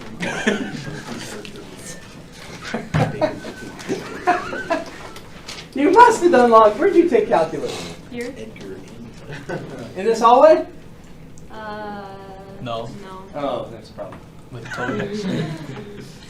I mean, you must have. You did it before. Log limit? We had the Yeah. same class. Name teachers. We did do it. You did do it. Yeah. I just wasn't there. Oh! I didn't show up to a lot of the classes for the first section, and then I showed up to the exam and got an A, so I don't know what happened.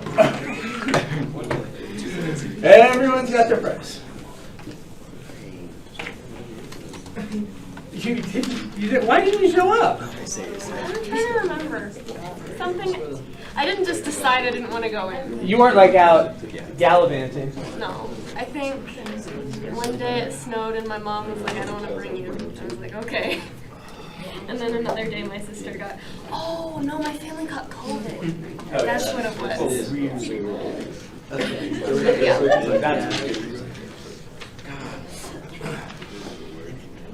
But blaming your parents is fine too. That's what parents are for. It's amazing how they screw us all up.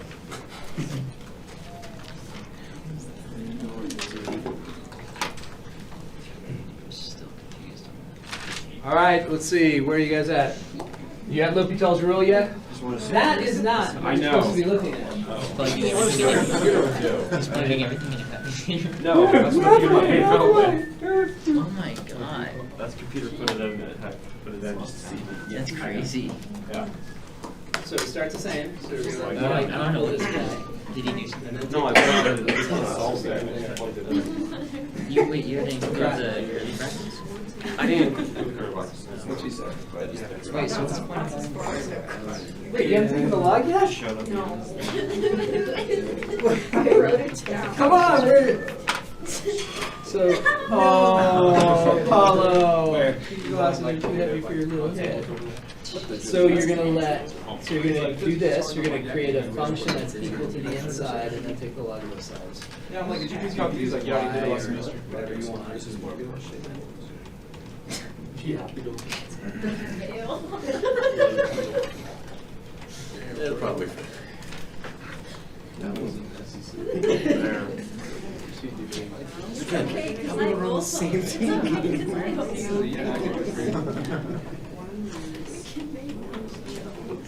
Does this make you happy, Mr. Ross? Yeah.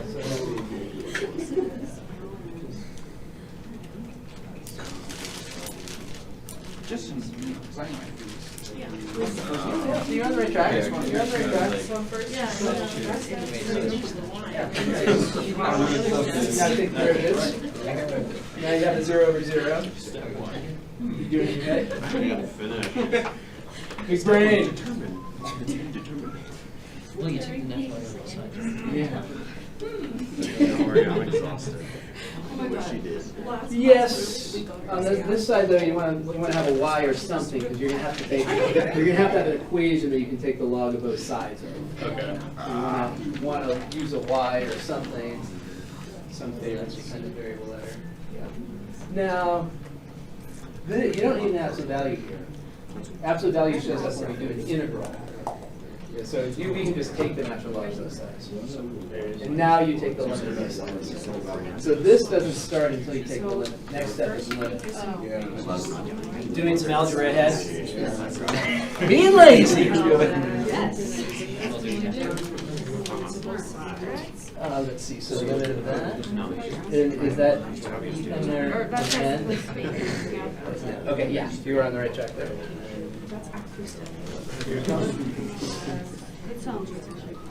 So that is.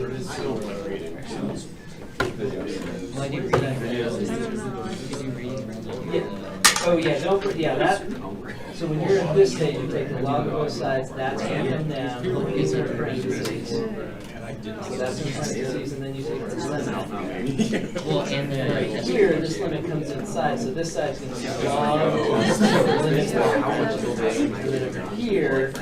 You brought your thing down, so you should have an straight out front. Limit on the inside and log on the outside. Not good. And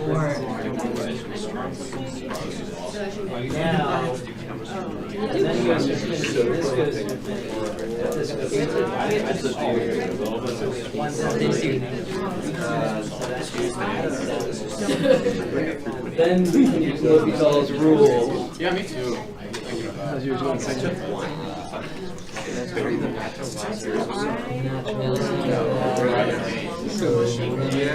So this limit. because I know some. Oh, that's a lot. That's not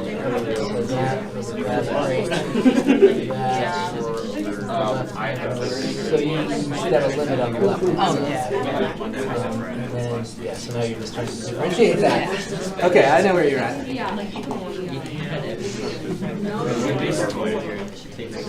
All these derivatives.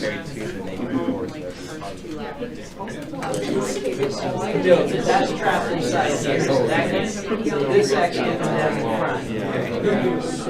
And then you one of the Down. so we haven't done one of those. So this is the whole, this is going to be inside. So that whole thing has to get flipped. So flip that. There's a couple of ways you can do it. You could get common denominator and then flip it, or you could just put one over it. Yes. So like you could get a common denominator between the 1 and this. You could multiply this x over x. You could do that. That wouldn't have worked. What's that? Really a three-job.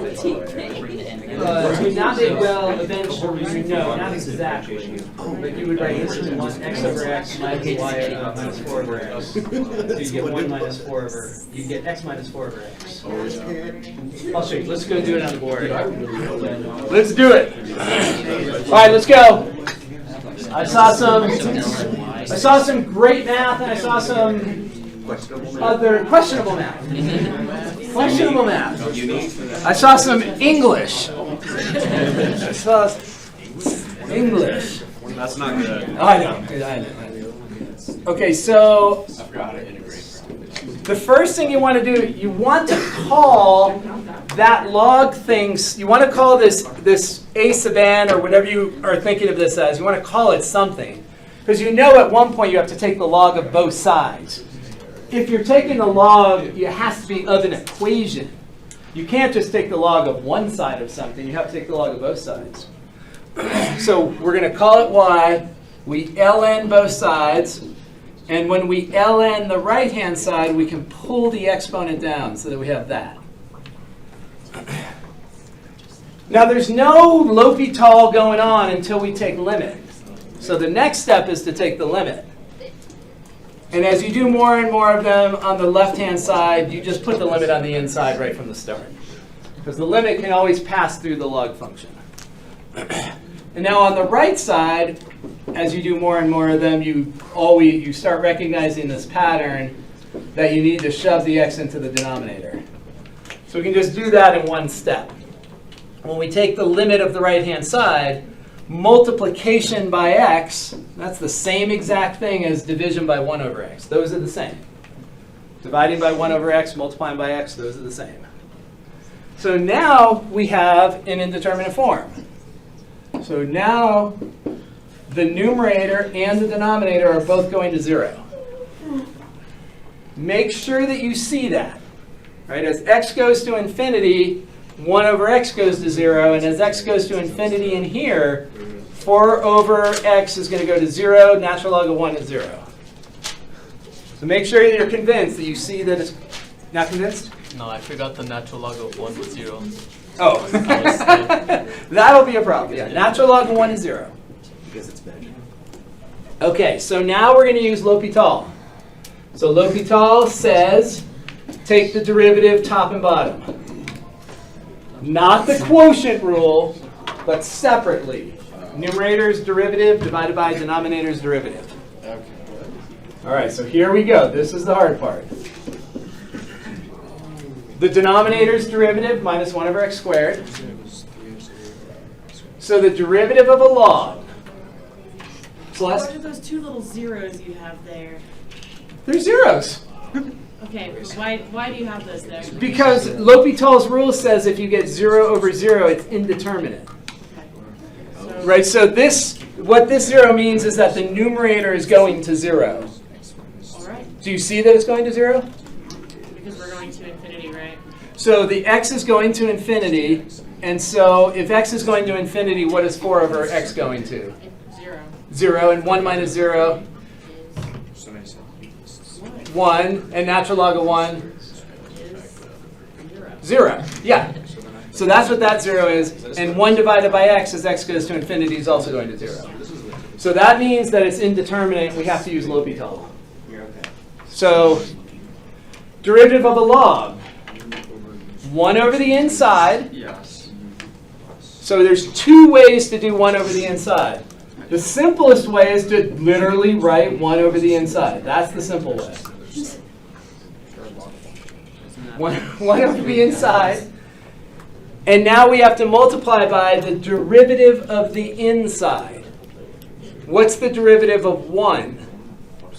0. What's the derivative of negative 4 over x squared? 1 over x squared. Right. So if we have negative 4 x to the negative 1, and you want to differentiate it, you bring the negative 1 down, you get positive 4, you subtract 1. So you get 4 over x squared. Our power rule? Yeah. How come it's 1 over the x, 1 over the inside? Is it because of L'Hopital's rule? No, L'Hopital's rule says take the derivative of top and derivative of bottom. The derivative of a log is 1 over the inside. Right, that's how we differentiate a log. 1 over the inside times the derivative of the inside. So that is because of the definition of a derivative of a log.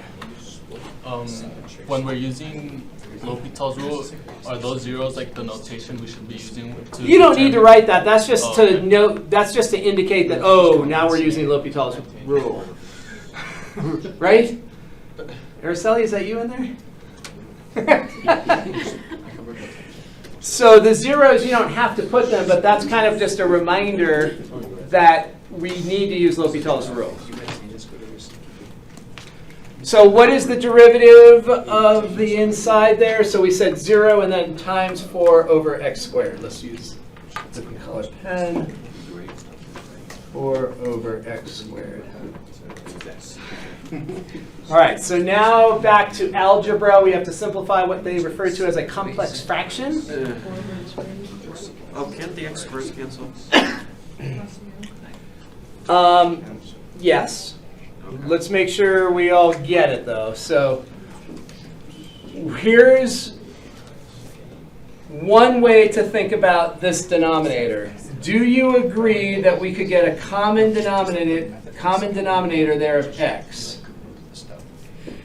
And then we have 4 over x squared, and then we have negative x squared over 1. So that fraction right there, if we multiply this by x over x, then you have x minus 4 over x, 4x squared, flip that one, and now cancel everything out. Why did you multiply by x over x? So that I could get a common denominator here. I need to combine these two so we can make that x minus 4 over x. So that we can somehow simplify the whole thing. So that's 4x over x minus. Yeah, wouldn't it be 4x minus 4x? Or no? No, Why not? because if we have x over x minus 4 over x, that's x minus 4 over x. X over x is 1. Oh, you're just changing the 1. Yeah. Oh, I see. I thought you were like actually multiplying it like this. Oh, Yeah, okay. just the 1. I see. Just the 1.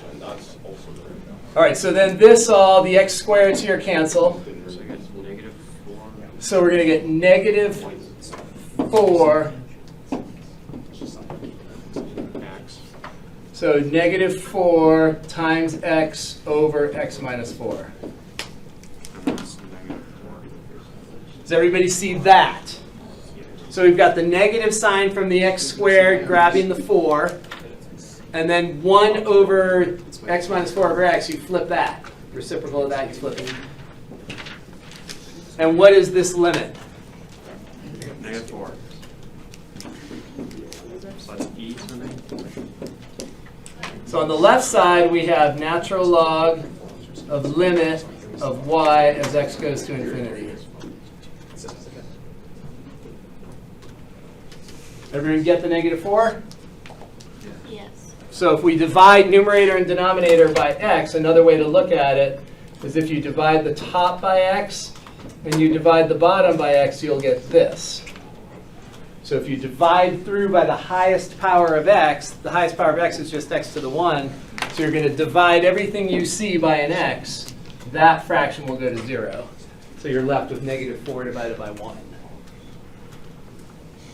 Wait, how did the negative 4 get an x from the... Here to here? No, from there to there, yeah. Because 1 divided by this, you flip it. Right, 1 divided by if you have 1 divided by a fraction, that's the same thing as the fractions flipped times 1. Copy dot flip. The x minus 4 over x up there and divided by that. That's right. So if you have something like 1 over a divided by b, this is equal to b over a. Right? 1 divided by something means take the reciprocal of that something. Alright. You see it?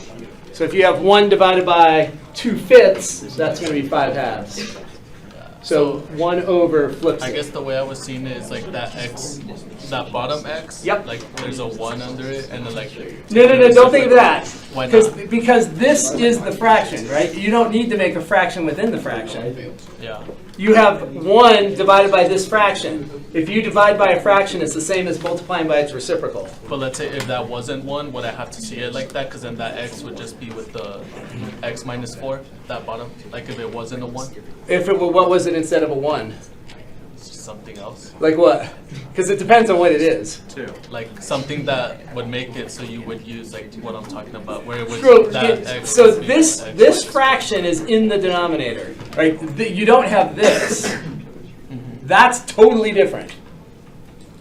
Right? That's totally different. The fraction bar is right here. So that means that this is a little fraction in the denominator, which means the reciprocal of it. But if the fraction bar were here, that's totally different. If the fraction bar were there, then you Oh, would then it would do that be- thing. oh, Then you okay, would I do see, I that. see, Yeah, I see. then you would do that. All right. Okay, so what's the last step then? E to the negative 4. Exponentiate both sides so we get e to the negative 4. So limit of y will be e to the negative 4. E to the negative 4. But then how did you get to that next part? Like I was kind of writing it. Sure, that's fine. Over to here, Yeah.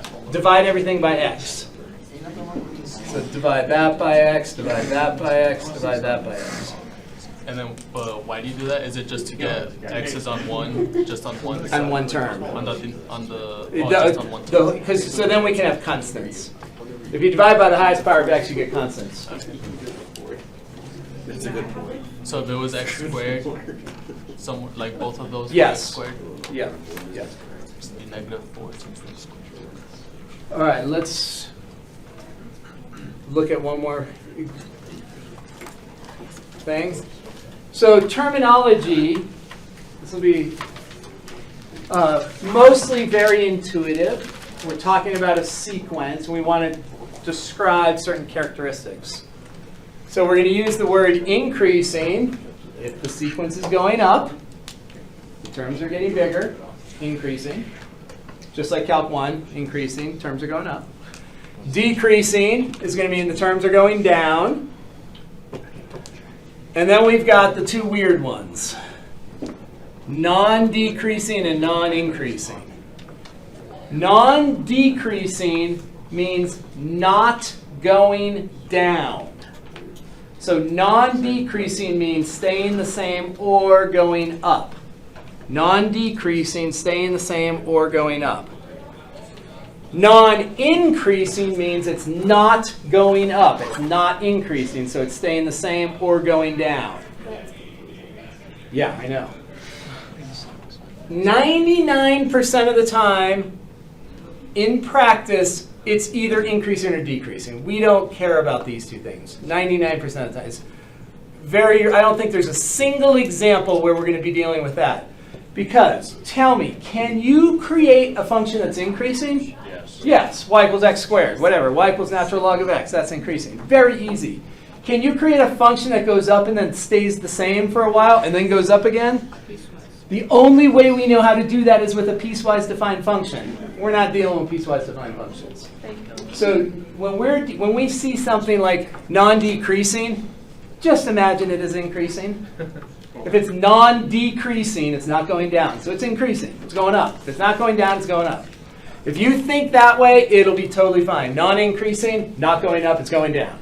So if you just think that way, it'll work absolutely fine because it's almost impossible to create these functions that stay constant, then go up, then stay constant, unless you use piecewise. And then monotonic means that it's not oscillating. Monotonic means that it's staying the same or it's trending in one direction. It's either going slightly up or slightly down. Again, if you just think increasing or decreasing, those are monotonic. Monotonic basically means it's not oscillating. So not a trig function? Tangent doesn't oscillate. It's important. Okay, and then the last two things, a function is bounded above or bounded below. You know what it means. If it's bounded above, there's a ceiling. The function can't go beyond that. It's bounded above. Bounded below, there's a floor. Can't go below the floor. So, have a great weekend. I will get your exams back to you on Monday. It is time, right? 5:15?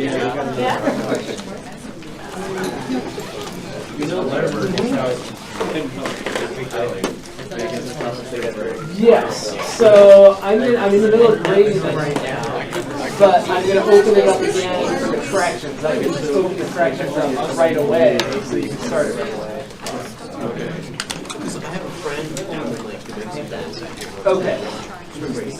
So if you look, the first one we did in class, we did a bunch of stuff that, how the heck am I going to find it was more down here. Yeah, so 27. We did a few examples. No, we did later. I remember. Yeah, they begin. Maybe we did it up here. So let's just here. So this is the whole idea. Possible. So the idea is that in that first one, you're going to separate it into two logs. And you're going to have to use integration by parts. And when you do integration by parts with a log, you're going to let u equal that log. So the whole issue is, how do you differentiate that? So if you're doing integration by parts and you're letting u be natural log of an absolute value, the question is, well, how do I take the derivative of an absolute value? Because normally, when you have a piecewise defined function, which an absolute value is piecewise defined. Yeah. Normally, when you have a piecewise defined function, you end up with a piecewise defined derivative. But what we're going to notice here is that so here are two pieces. An absolute value is, you just erase the absolute value bars if what's inside is positive. So if that's positive, you just erase it. But if what's inside is negative, in order to mathematically make it positive, you multiply by -1. Right. And now we take our derivatives. Derivative of this, 1 over the inside. Derivative of the inside is 1. Down here, 1 over the inside. Derivative of the inside is -1. Well, these are the same. Right.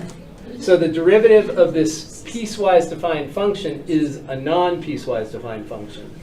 So that's how you do the first one. You're going to have, you're breaking it apart into two logs. You're going to have log of this and log of that. You differentiate both. Right. And And that's how you, yeah. that was like, Yeah, that's the hardest one on there for sure. Okay. Is the first one. I was stuck. And then also when it was like you set the second one, when you set the two equal to each other Mhm. and try to figure that out, mine did not like So let's see. Wait, when you set them in the second. Yeah, the third question says make them see how to Oh. to each other. Yeah, I know what you mean. So what you're going to notice in the third one, right here. Yeah, that. So when you integrate, one of them is going to be a bunch of sines, one of them is going to be a bunch of cosines. And so if you graph them in Desmos, Okay. you will see that they're just, I was trying to graph them and it wasn't. you'll see that they're translations Differ of each by a other. constant? They're differing by a constant. That's what you'll see if you graph them. So I think it's in my other class that I have the worksheet. Oh no, not that. So worksheets there. So here, if you graph them, you'll see that they differ by a constant. Okay. So even though the functions are totally different looking, you're going to have one with cosines and one with sines, Right. you're going to end up with graphs that are just differing by a And constant. when you enter those into Desmos, it doesn't like, it appears with that? Because mine just said error when I put it in. When I tried to put them into Desmos, it got mad at me because I had put like sine cubed of x. Oh! It doesn't let you do that. Oh, okay. Thank you. Got it. You have to do sine of x cubed. Okay, Yeah. that's why I did Yeah, that. yeah, So yeah, that's yeah, why I yeah, went yeah. with the equal sign. That Yeah. took me longer and then I didn't have time to do. So I'll open that thing. I'll open it for you as soon as I get out of Okay, here. awesome. Yeah. Cool. Wait, if you scroll up on that, is that the same questions that we had? Is this the actual key to the worksheet? This is the key to the worksheet, yeah. I have released the 6 key, but I haven't graded the 8 one yet, so I'll release this to you this week. No, I mean after you do the corrections. Yeah, so you shouldn't be looking at this. Which one are you stuck on? Oh, no, I'm not stuck on that. I was just trying to confirm that. Oh, this nasty one? Because I don't know. But I was also questioning on the problem in class we did. Do we Yeah, have sure. to make a common denominator, or can you go one step less because you're going back to that anyway? I mean, would that be correct? You could do that. Since it does go to 0, I mean, is that always correct? Or is that Yes, just- no, that's always correct. Yeah, that would always work. That would always work. That's the first Yeah, trying to find a common denominator, I probably shouldn't have done it. It seemed too complicated. I also thought we did 2 separate intervals for the first one, so I took the.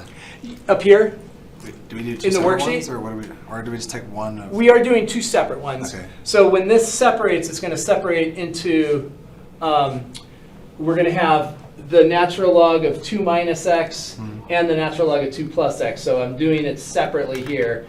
Integrating this one with integration by parts, integrating this one with integration by parts, and then adding the 2 together. Yeah, and that was definitely a hard one.